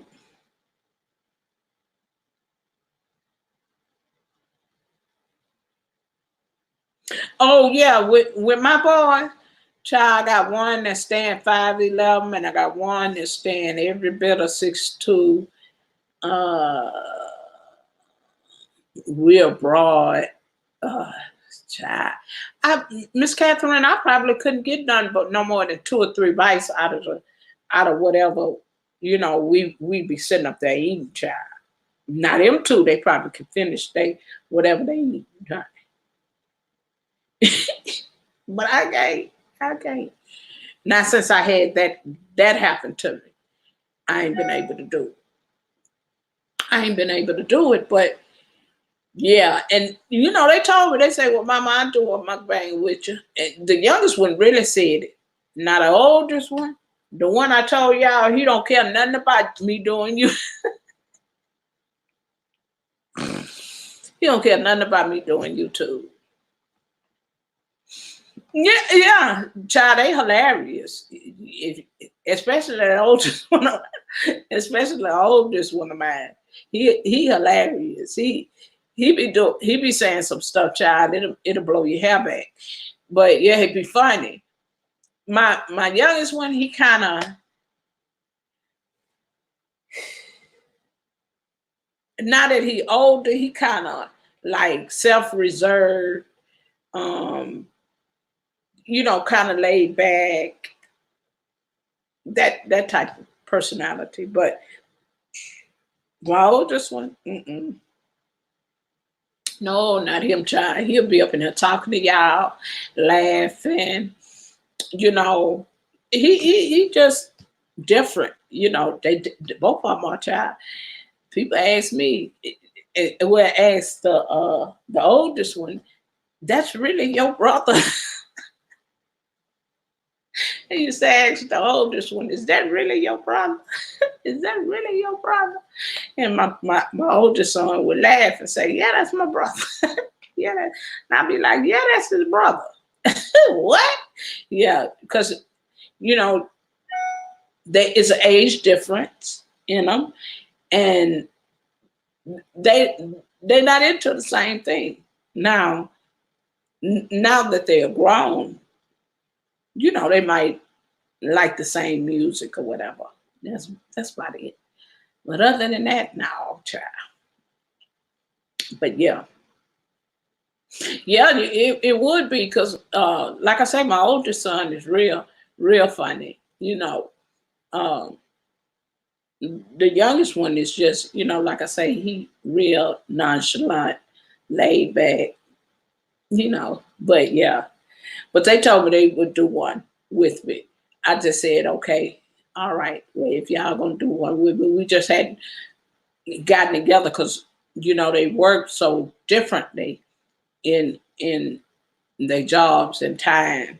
That's another thing. And then my daughter-in-law is in nursing school, so it's real difficult for my oldest one and my daughter-in-law because not only does she work a full-time job, she a full-time student as well. So, but child, I keep telling them two, if they don't hurry up, I tell them they some selfish children to do their mama like, ain't got no grandchildren, they selfish. That's what I tell them. They selfish, they do everything but give me some grandchildren. Yeah. My oldest son and my daughter-in-law, they do everything. They be everywhere, you know, all over the world. Them two be whenever they get ready to go somewhere, baby, they gone. hmm And my daughter-in-law birthday is gonna be in February 29th, 28th. Yeah, February 28th or the 9th. One of the two. Child, she done already planned her trip. She got a girl's trip. They going to Las Vegas. I say, well, I'll be there. Oh, ain't that nice? Mm, They doing everything but have me some grandbabies. And when I do go to their house, y'all, I start at the front door and I pray all the way back, all back in the bathroom, all back yonder. Yep, that's what I be doing. And my mama, what you doing? Who you talking to? Oh boy, you know what I'm doing. That's oh boy, you know what I'm doing.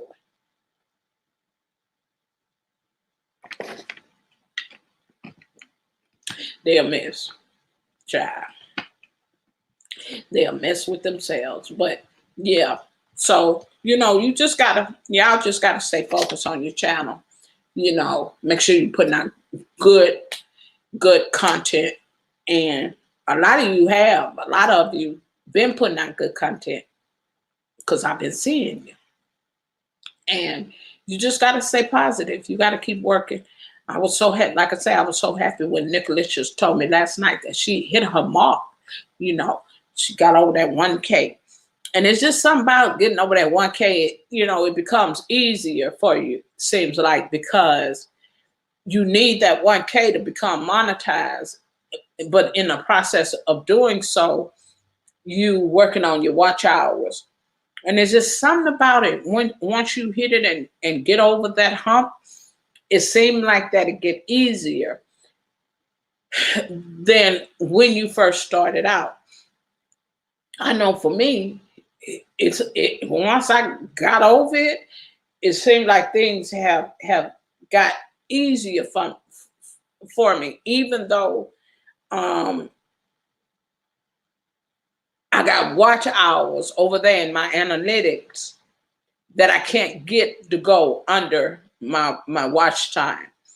Even with that hasn't stopped me because people that know me, that's been up in my live stream, who know I've been going live, doing silent streams and all that way before when I started my channel, they know that I should be monetized by now. And to go back and still trying to get hours That's crazy. But did it discourage me? No. No, it did not. It did not. I just had to keep moving. And even though it didn't discourage me, I'm still at it, And even though people that I started out with, that started out behind me, have already been monetized. Does that, no, because I got to stay focused on what I'm doing. I can't let it, I can't let it upset me. I can't look at it that way. So I have to keep going until I get there. Yeah. Then eventually I'm going to get there. Uh-huh. I am. And so, you know, you got to learn to take the bitter with the sweet. You can't allow this thing to get you. And I don't allow it to get me. I just don't. Yeah, I am. I'm gonna get that. Even though, like I said, even though I got watch time over there in my analytics, like I'm surpassed my watch hours, but I can't get it to go underneath the monetization, even with me submitting my channel to be reviewed. I'm waiting on that. I've learned. Someone came, This is Africa, came into my live stream and told me that if you have any videos that's on private, it'll take you longer for them to monetize you because you got that the videos locked where can't nobody get into that video. So that's another thing they told me to be careful about, to watch for. So when you get ready to be monetized, you don't have that problem. That's something I learned, and I believe them and the reason why I believe them is because This is Africa. I've been with them for a long time, for a good little while. I think I got with them when I got over 600. Anyway, they announce a lot of people who they connected to who become monetized, and so they came into my stream and they told me, Miss Rochelle, um, even if when I put my channel up for review, they told me if I have anything on private that it would take longer. So make sure you don't put any of your videos on private, and make sure your channel is set up by the COPPA law and different things like that. So that didn't discourage me. It actually enlightened me because it told me something that I did not know. I did not know that, that will keep them from monetizing you. It'll take them a minute because you got videos on private. And it's a lot of people that do put their videos on private. So you can put them on private, I guess, after you get monetized. Then you can go back and set your videos, the ones you want private. But they came in and they told me about that. They came in and they told me about, yeah, you could run 12 hours in one day, and you go live for 12 hours, 10 to 12 hours in one day. And all you have to do is you start and you close. Like, I'm going to close out this live, and then I'm going to run my silent stream tonight. So even though that's correct, you can get 10 to 12 hours per stream, not per day, per stream. So just like I've been on here right at a little bit over 2 hours, I'm going to get those 2 hours plus however long I stream tonight. But where does what come in at? I'm not understanding, Miss Ladybug. You're gonna have to tell me again. You too, Donna. Thank you, baby. Love you, sweetheart. Thank you so much for coming to my live stream, and God bless you as well. And I see you whenever you go live, baby.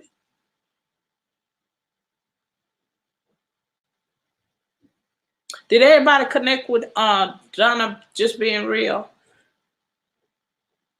If you haven't, please check her out. Miss Ladybug, you got to tell me what you mean by where do they come in at? Where do what come in at, baby? Your watch time?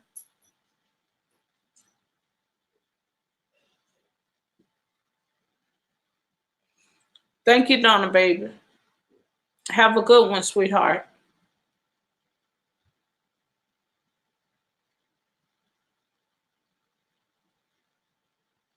Oh no,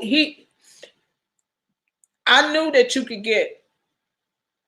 you could run silently for 10 to 12 hours, right? But I thought it was per day, right? But it's not per day. It's per stream. You with me? Say that. See, I'm live now, right, Miss Ladybug? Yeah, per stream, not per day, per stream. And I thought it was per day, but it's per stream, per live stream. Yeah. Mm-hmm. Like when I end my live today, in a few minutes, then I'm gonna set it up again to run silently for my watch hours, right? I'm gonna get these hours that I'm live plus the hours that I'm gonna do my silent stream. So, and I didn't know that, but they say, oh yeah, Miss Rochelle, yes, it's 10 to 12 hours, but it's 10 to 12 hours per stream,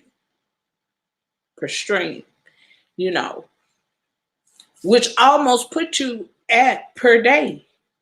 It almost put you there because we ain't got number 24 hours in a day. So, I mean, if you're doing 10, 11 hours per stream, or yeah, per stream, that's almost per day.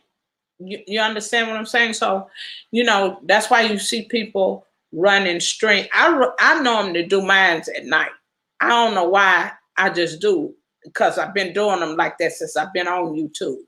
But most of the time I do it at night, and people still gonna come into your stream because you got to remember who you subscribe to and who subscribe to you, right?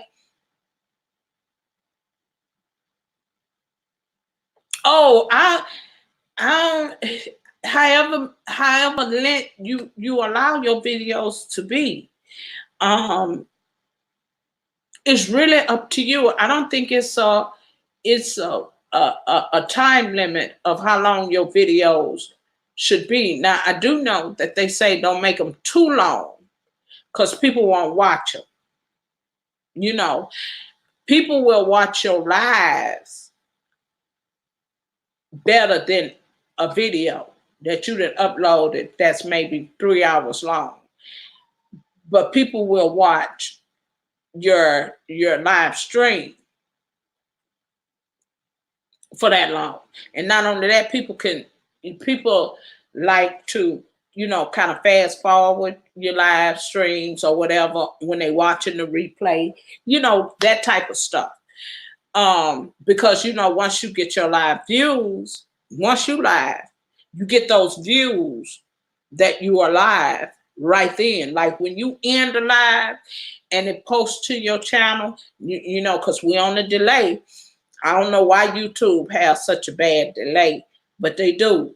And I don't care what you're using, what app you using to go live, it is always a delay.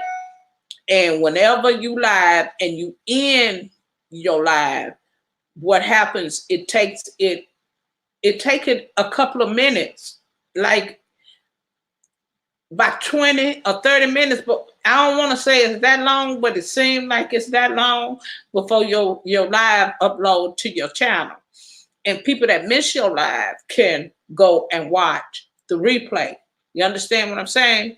So um, people do go live, and people go, if they ain't able to watch you live, they're able to go to be in your live stream. They're able to go watch you live.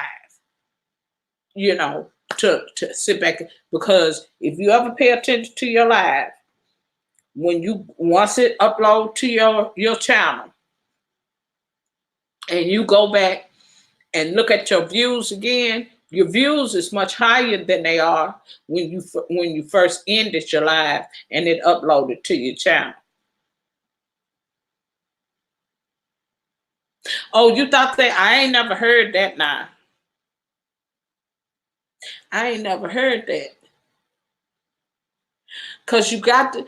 Now I do know you have to, your videos have to be long enough to get, and maybe that's what you're asking me, to really count and get views. Is that what you're trying to ask me, Miss Ladybug? Nah, yeah, but you got some people that do less less than 30-minute videos. You got 30 minutes or more videos. You got some people that do that. Katrina is one of them. She do little short videos. I've done little short videos. Like, I think my prayers don't be no more than 2 or 3 minutes long.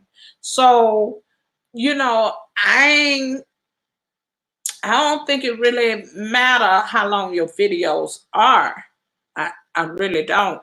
Because like I say, you got some people that has grown their channel, and before these watch hours came, before it became 1,000 subs, you know, like, you got people that just go live.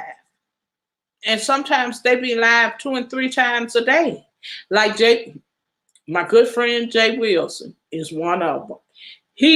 That man go live sometimes 3 and 4, about 2 or 3 times a day, and his lives be long. They ain't no short lives. These lives be like 2, 3, 4 hours long. You know, so he does, and he's grown his channel just by going live. Jay Wilson very seldom upload videos. All his videos are live streamed. Yeah, you could go how. Yeah, yeah.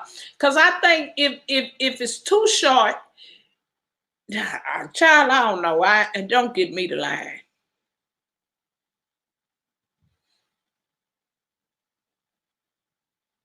Don't get me the line, because people gonna watch what they want to watch in the beginning. So to say if it's 30 minutes or an hour, I can't say that, because that ain't how YouTube really view um your videos when you put them on when they upload to your channel. They go on the views. They don't go on how long your video is. Not that I know of. They go on the view count. I mean, that's how they pay you. So I'm not.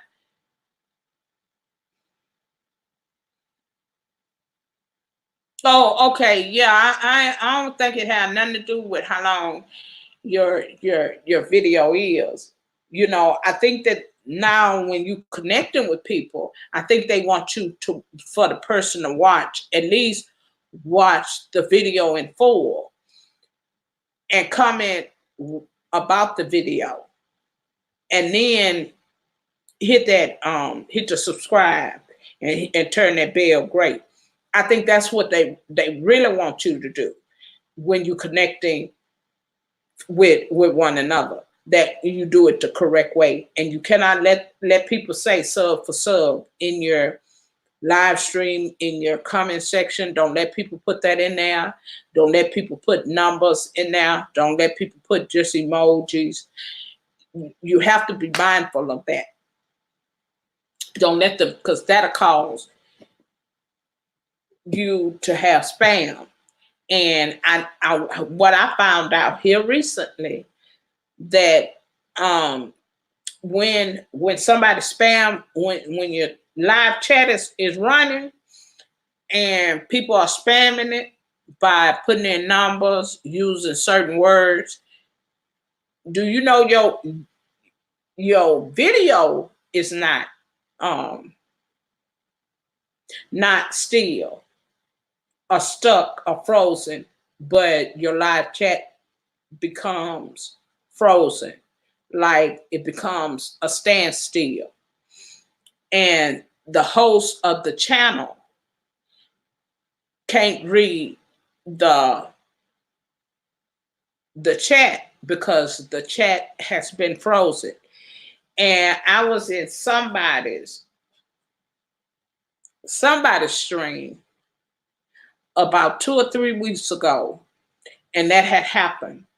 And come to find out, it was because and she was live. This person was live, but the chat wasn't moving. It was just people were trying to type in the chat, but the chat had spammed up. It had frozen, and the person, the host of the channel, had to go. She kept saying, "Why my chat ain't moving? Why my chat ain't moving?" She had to go out and come back in, go out of her stream and come back in the stream, and that's how she got it to start back moving. But I realized that in her chat and somebody else's stream I was in, and it did the same thing. And they came back and said at that time that y'all got to quit spamming my stream to keep hanging up. So anytime you live and you're not really paying attention to what people are saying in your stream, and your stream froze, but your camera, this part of it is not froze. This part is not froze or buffering. That means your chat has spammed, and they cutting it off. And you got to, and I think it happened to them because they are monetized. This what is happening at is these people that are monetized. And so the second person come back, when they did come back live, they told them, say, some y'all doing, y'all spamming up my chat is going. I say, oh, is that what that is? Yeah. I be somewhere everywhere, and I be paying attention to everything. Why am I? That's how I be learning. That's how I be learning. I be learning because I be somewhere everywhere watching, but it's a lot to learn. And when you experience different things, don't let it get you down. Don't let it frustrate you. Just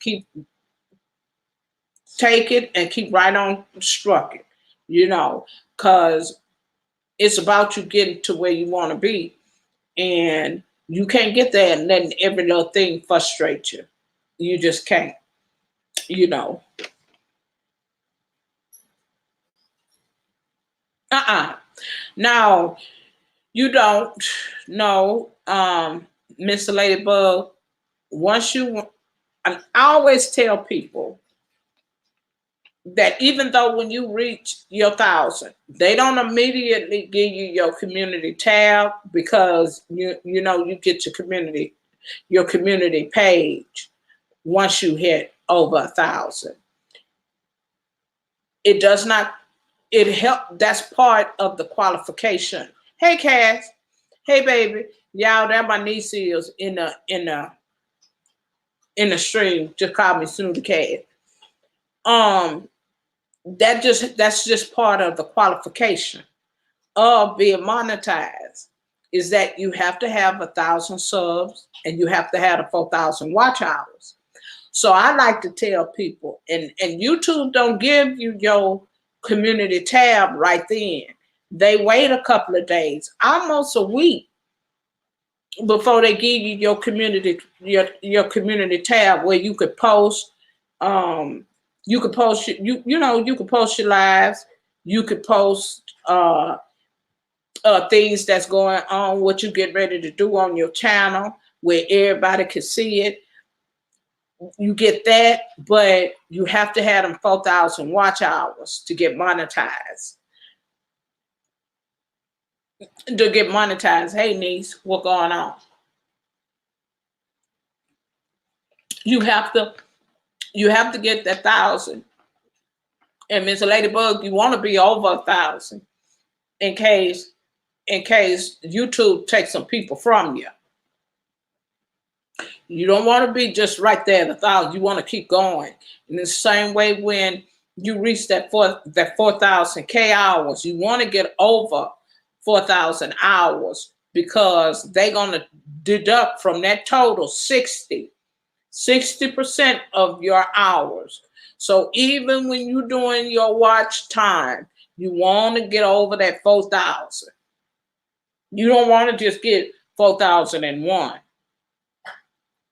Because when you submit your channel, YouTube gonna take 60% of your watch time, okay, from that 4,000. So you want to be over that. Same way with your subscription. When you hit that 1,000, you want to be over that 1,000. And then they sit up and wait to make sure your numbers don't fluctuate. Once they see it's stuck for a couple of days and you study growing, they're going to send you an email and they're going to let you know your community tab is open and you're able to post on the community wall for everyone to see whatever you're doing on your channel. If you're going to be doing panels, if you're talking to a certain guest, that type of stuff, you're able to post it on your community tab. Whenever I'm in like the smaller ones, channels, whenever I'm in their channel, they don't have a community post. So what I do, I post they live on my community tab so people will come to their stream to help them to grow. You understand? See, I post, if B&B go live, I post them on my community wall. Because they're smaller than me. They still trying to grow. So, I'll post them on my community tab. That way it sends traffic their way. Not only that, it helps them to grow. And it helps and new YouTubers, smaller YouTubers who really out here hustling and bustling, trying to get this thing. They look for channels like that. They look for people that is going live that they can connect and network with. So, whenever they go live, I'm always, posting their live stream. Or anyone smaller than me, I'm always, if you go live, I'm posting your live on my community wall. It's just a good tool. You could post however much you want to, because there's no limitations to posting people on your community page. Any good thing happen. I use mine and post people. Matter of fact, Nicolicious ought to get her community tabs one day next week. It's just an awesome tool, and you gotta use, what they give you, to benefit you. But yeah, a lot of people don't do that for people. But when I started my channel, a lot of people that was bigger than me, that was hooked to me, that's what they did for me. They would share me out. When you hear people talking about sharing people out, that's sharing them out. A lot. I don't have Twitter. See, I don't have Twitter. I have Facebook and I have YouTube. I don't have Twitter. I don't have Instagram. But for the people that do, they'll share you out. And there's a lot of people that share me out. That's why I'm able to tell y'all, support your people. So even support the ones who not coming to your channel. Still support them. Still get out there and hustle and bustle. So, you can get people, and people could see that you're loyal about what you're doing and stick to you. You want to do that. You want to help somebody. You want to do that, because that's the only way you could grow. That's the only way you could get your views. You can't be sitting up here talking about who ain't viewing me. Don't focus in on who ain't coming to view. There's a lot of people, child, I ain't seen number one time. And that's the time I connected with. But that ain't stopped me. Now, do I make them my top priority? They be the last on the list though, because I gotta get my people that really support me. I gotta get them first. They come first in my book. You see what I'm saying? So, you know, and then I double back and get them. You know, I still do that. Cause see, I don't focus in on that. And you can't focus in on people not viewing you. You got people who sub to you. Concentrate on your channel. Focus in on what you do. Mm-hmm. Yeah, see, yeah, see, okay, it's like this here. If you constantly going over there to a person that only been under your video number one time, but you done been over there over 3 and 4 of their videos, and every time they hit, every time you get the notification, you go over there and view their video. Okay, I don't stop doing that. What it is that they'll be the last priority, because my first priority is to my loyal supporters, the ones who really come and sit there and listen, look at my stream, you know, under my videos. Who's that? I focus in on them. I key in on them. I key in on the people who's really giving me that shade. For you all that don't know, see, I talk about my subscribers like leaves on a tree. You got some that's going to give you that shade. You got some that's going to fall off and hit the ground. But then you got some that's going to help you shine and help you grow. And those are the ones that give me that shade, that help me to grow. Child, I'm focusing in on them. And then them other ones that they fell down to the ground, I go over there. But I got to get my loved ones first. See, you gotta. Oh, child, don't nobody want to cheer. She ain't got number one, y'all, and her little sister. And don't let my niece come up in here messing with y'all. You trying to give away my great niece. My great niece something else though. She spoiled just like her mama is. Everybody spoiled her, so she don't have no choice but to be spoiled. But anyway, yeah. So you gotta you know, you just gotta stay focused in on that. And a lot of times people get sidetracked because people not because you know, you got people that's connected to you who's not really viewing your videos. And for me, I just keep right on moving, child. Yeah. Yeah. I just keep right on going. Cause I gotta get to the ones, my main supporters. I gotta get to them first. And then the ones that just kind of fell out, I go on, scoot on over there. If I miss them, I go back up there. Y'all know y'all get notifications for everybody. So I just stroll back up and down my notification to make sure I got everybody. That's how I do mine, child. But I go to the ones who really support me. Because you got people that are coming your stream once or twice, you don't see them no more. You don't see them no more. But you under their video and you don't see them no more. I was just talking about that today. It's a young lady by the name Chef. They annoying. They annoying. Chef came into my silent stream and asked me a question. So, you know, I threw an idea out there too. I say, well, Chef, you know, you a chef, you love to cook. That's what your channel is about, cooking. I told her, I said, well, go do a live cooking show, child.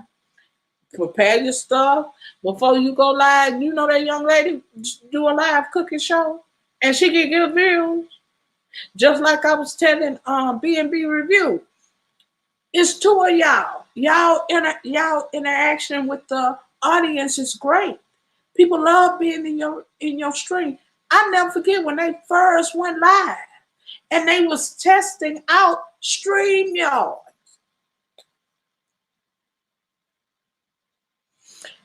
People just kept coming to their stream. And that was their first. It wasn't even supposed to be alive. They was testing our StreamYards, child, to see if they can go live. Because they don't let you go live if you under 1,000.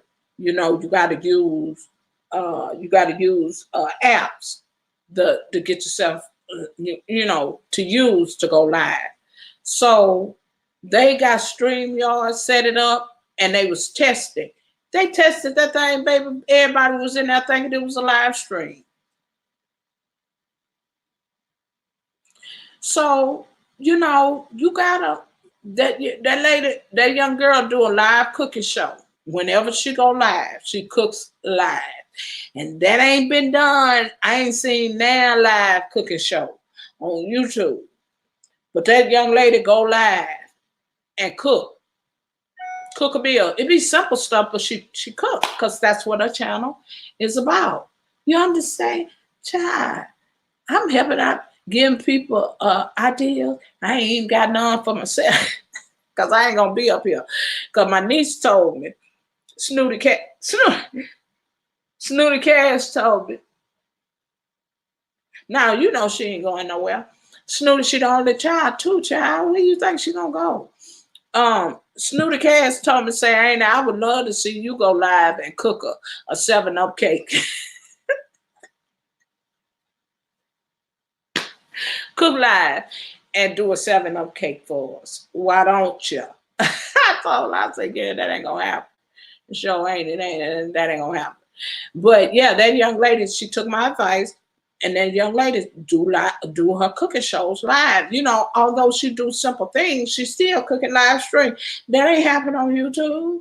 But I made that young lady think outside the box, and starting up, because she just showed up in my silent stream and say, Miss Rochelle, can you help me? And whenever somebody show up and say, Miss Rochelle, can you help me? I'm gonna try to help you, child. Now, if you take my suggestion or not, I don't know. But child, I try to help you the best way I know how. And so I told that young lady, yeah. I say, what you do? Well, her name said Chef. So I say, oh, you cook. I say, well, girl, cut up your ingredients, prepare yourself stuff before you start. Yeah, she can cook. Yeah, she can cook. Yeah. She say she loved to do it. She say she loved to cook. And so she was trying to figure out how to draw her audience. And so I told her to go, girl, do a live cooking show. I ain't seen none of that on YouTube. I did. And she started cooking live. Yeah, she have everything pre-cut and everything. I didn't been in a live stream. Yeah, I didn't been over there to a live stream. That's how I know she be her name Chef Recipes. That's how I know she be. And anytime I go, that's why I'm surprised I ain't seen her. But she on the other side of the world. So it's probably dark over there at night. But anyway, she comes, normally I see her when I set up my silent stream. She'll come into my silent stream and talk to me, and I have to literally get up and talk to her because she tell me she missed my lives, and I realized, oh, she on the other side of the world. Yeah, well, see, Miss Ladybug, see, that ain't been done on YouTube. See, you got to think outside the box. You got to think. Simply Cooking, Miss Marcel. Miss Marcel do some good recipes on her channel. Miss Marcel just started. But I think Miss Marcel is over 400 subscribers, child. And I ain't know Miss Marcel nothing but a month. But Miss Marcel then grew her channel. And when I met her, she ain't have 200 people. That lady, then she ought to be at 500 by now. I'm surprised she ain't strolled up through here. But yeah, Miss Ladybug, whatever you gonna cook, I suggest you prep your stuff, everything that you're gonna use, cut up your onions, bell pepper, all that kind of stuff. Cut that up, have your stuff already set up, and hit that live. Put that camera where you could, in an area that you're working in towards your stove, child, not too close to the stove, child, because you know that heat might burn up, melt your camera or whatever you're using. But child, yeah, that I'm telling you, that lady go live. That young girl go live cooking. And she got a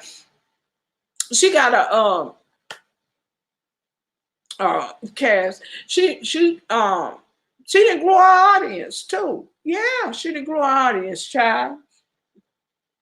And she, like I say, she always come over here to my live and tell me, "Thank you, Miss Rochelle. Thank you so much, Miss Rochelle. Thank you, thank you, thank you." Y'all think I could start charging people? Oh no, I ain't gonna do that. That's wrong. That's crooked. But yeah, I told her, yeah, yeah. You did it live, Miss Ladybug. You did yours live. See, I love seafood. You can't miss me with seafood. I love seafood. Seafood and Mexican food. I love that. You can't miss me with that. You did you do your 8:15? At 8:15? Let me see what time it is. Child, what time is it? Oh, okay, y'all gonna do it live in a little bit, in about an hour or two, huh? B&B review.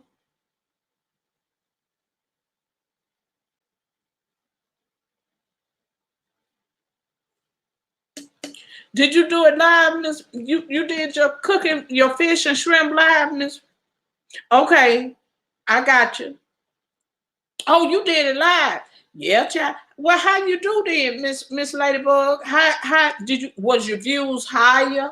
Then you upload mukbang? How was your views? Because that's what I do. I compare my views, and whenever you go live, your lives views be more than an upload anyway. Y'all really got to pay attention. Watch your lives when they upload to your channel, and watch your views, because whenever you live, you have more views than you do when you upload. Okay, in about an hour. All right, baby. Well, niece and nephew, I'm gonna be over there. Are y'all gonna be eating? Cause I gotta make sure I got me a snack. Cause I can't watch y'all eat and watch y'all eat, and I'm over here hungry. But yeah,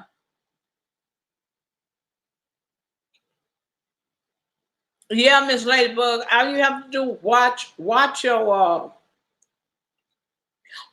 live. Like when you cook that shrimp and fish live, watch that compared to your regular lives and your uploads. Now, if you get that, you always gonna get better views most of the time from your live streams.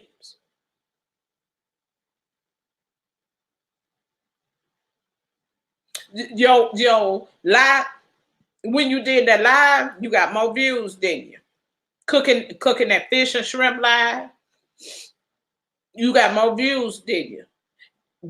And that's because people really sat there and watched you cook live.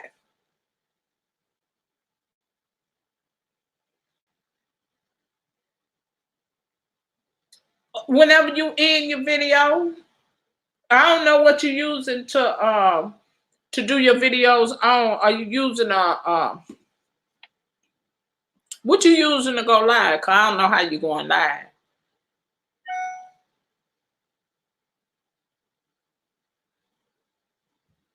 How you going live? Are you using like stream labs? Are you using an app to go live? Because most people that's under 1,000, they've been using uh, apps to go live. Yeah, okay. um the app you use when you record and upload, it tells you, oh, your laptop. Okay, you use the Streamlabs.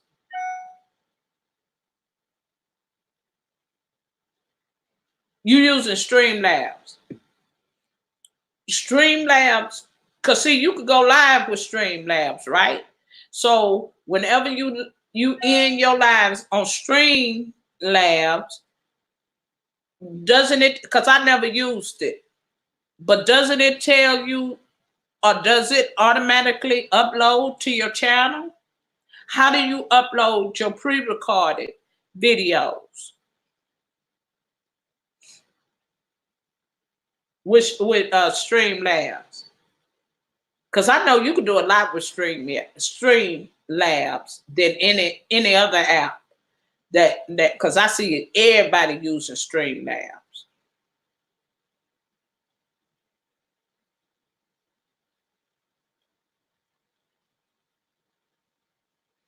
And see, you before Google changed, you could just go live from your laptop. But when they changed this here, come out with this StreamYards and all that, that's the new thing we were gonna use to go live. When they came up with this app, this thing here is what stopped a lot of people from going live, because see, I could just go live from my laptop. I couldn't go live from my phone or my iPad when I first started because I was under 1,000 people. But I could go live through my laptop being under 1,000 people. You see what I'm saying? So I didn't have to use Streamlabs. See, I never used that. I just seen people using it who were underneath the 1,000 count and who wanted to go live. And I never had to. I never used it. I always was able to use my laptop because when I first started, it wasn't. I could go live from my phone or my iPad. I wasn't really using my laptop. I was just going live from either my iPad or my phone.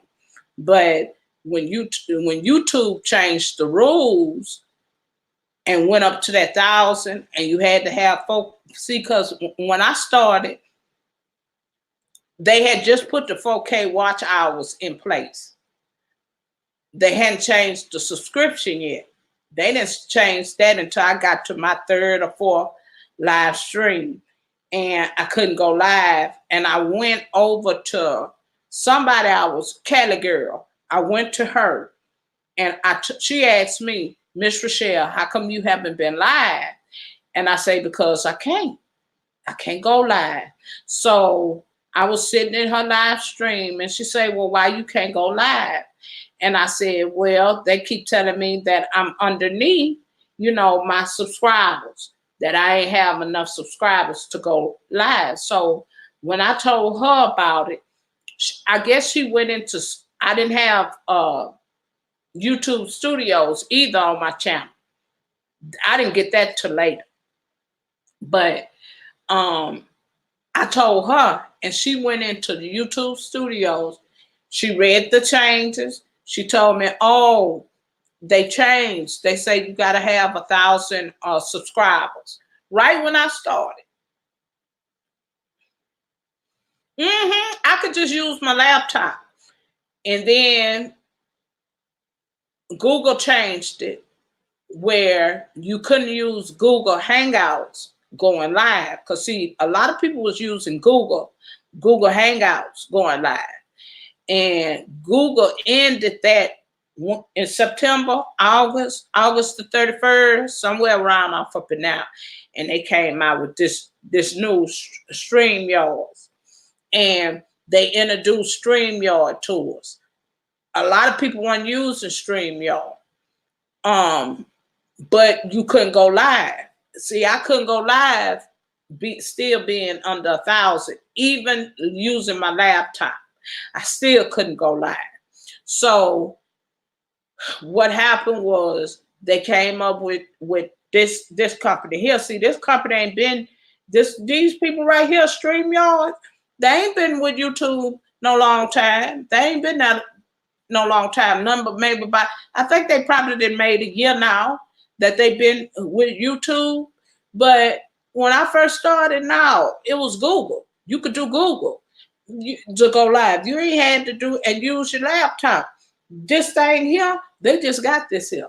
This it might be then made a year that YouTube did had it, but I couldn't do anything. And so you got people that I knew who were using StreamYard. See, and when people came into my live stream and was asking me what app can I use to go live, I told them I've seen everybody using Stream Labs. Stream Labs got a night bot, like YouTube got a night bot. Stream Labs got a night bot you could use to monitor your live chat. You know, StreamYard, and you can do a lot with it. And I seen a lot of people that's hooked to me that just started using Streamlabs. B&B Reviews is one of them. They use Streamlabs to go live. So, because you can't go live even with your laptop. Even if you had a laptop, you got to use an app that will allow you to go live. You can't go live through your YouTube channel or using StreamYard. You can't do it. So I never used Streamlabs, so I can't really tell you, but it should. I mean, if it's letting you upload your pre-recorded videos, I'm pretty sure that if you do something live, it'll automatically upload when you end the video, or however it uploads your pre-recorded. It can't be that much different. You might have to do a live and then end the live and see how it uploads to your channel. If you have to do anything for it to upload. Because I know when I shut down my live, I just end it. And then I just wait on it to upload to my channel. And, you know, like I say, that take about 15, 20 minutes because it's a delay in YouTube. YouTube have a delay. I don't know why they have such a bad delay, but they do. So, you know, if you could do a live, and you just probably have to watch how it uploads. If you have to tell it to upload, or when you end it, it just upload automatically to your channel. That's something that if I was you, that's something that I would watch. Because if you want to do, you know, prepare something live, doing a live stream, and you really want it to upload, but whenever you go live, that's why I'm not understanding. It should just automatically upload to your channel when you end your live stream. When you end your live stream.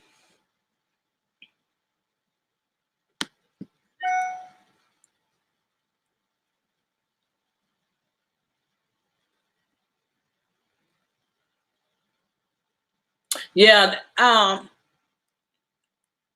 don't know. My niece still in here. Yeah, that's my niece that y'all always hear me talk about. Snooty Cass. That's the one who has her own eyelash line.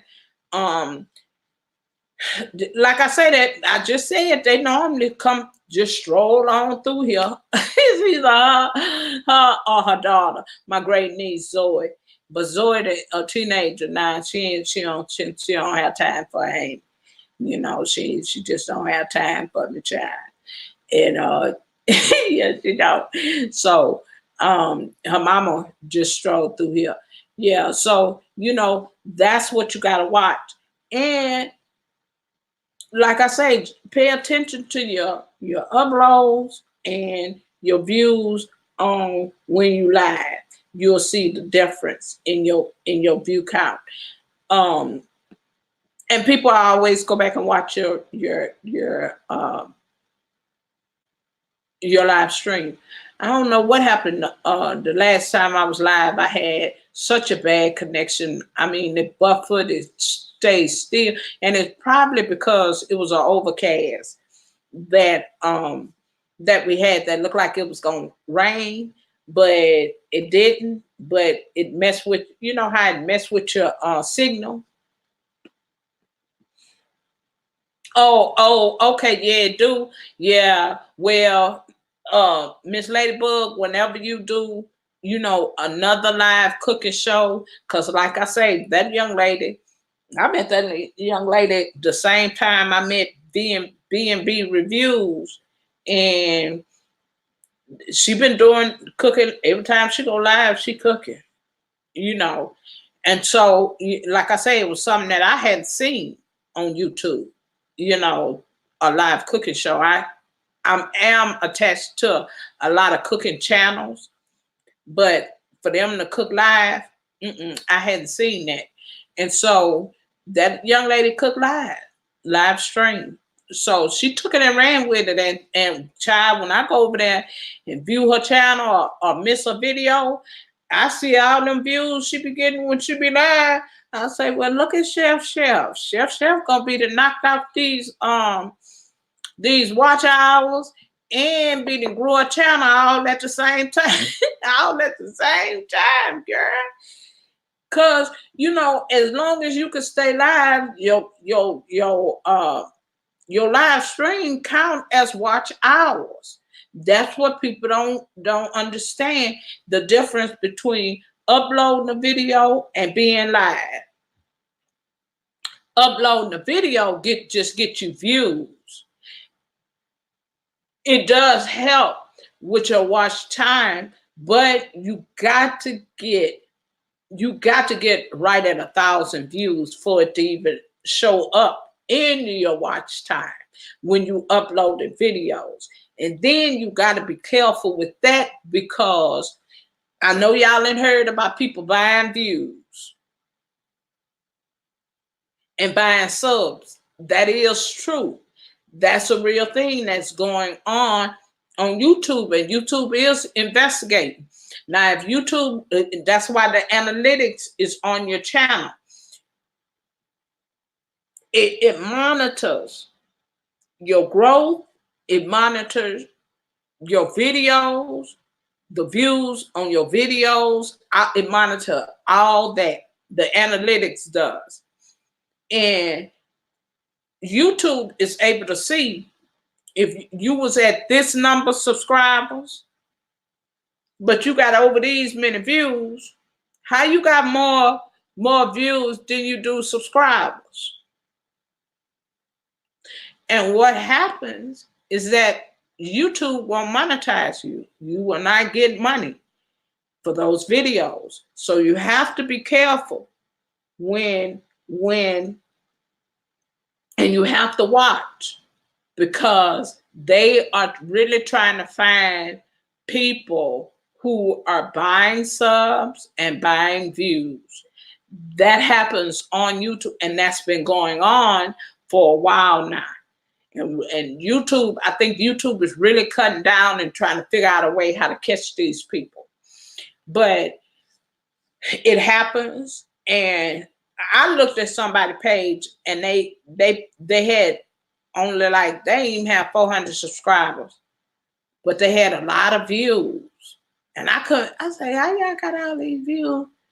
Y'all got all these views and ain't got that. See, that wasn't adding up. And again, that's where YouTube look at the analytics of your channel. You can look at the growth of your channel. It has from the time you started all the way to the time you in. It keeps the whole track of every video, everything that you upload to your channel. So you have to be mindful of that. And YouTube is watching. It's watching, and I believe things are going to change even more once they figure out or stop these people from selling views. So, you know, because again, that's how YouTube pay you, is your views, your view count. So, you know, I could see people trying to hustle and get views and not do it the right and correct way. So you have to be mindful of stuff like that. But yeah, Miss Ladybug, just, you know, I tell everybody, just concentrate on your channel. Pay attention to what's most important, and that's your channel, and you growing and growing effectively. That's the only way you're gonna get this thing, and not let it beat you down. You know, it's already time consuming. It already take a lot of your time in the beginning.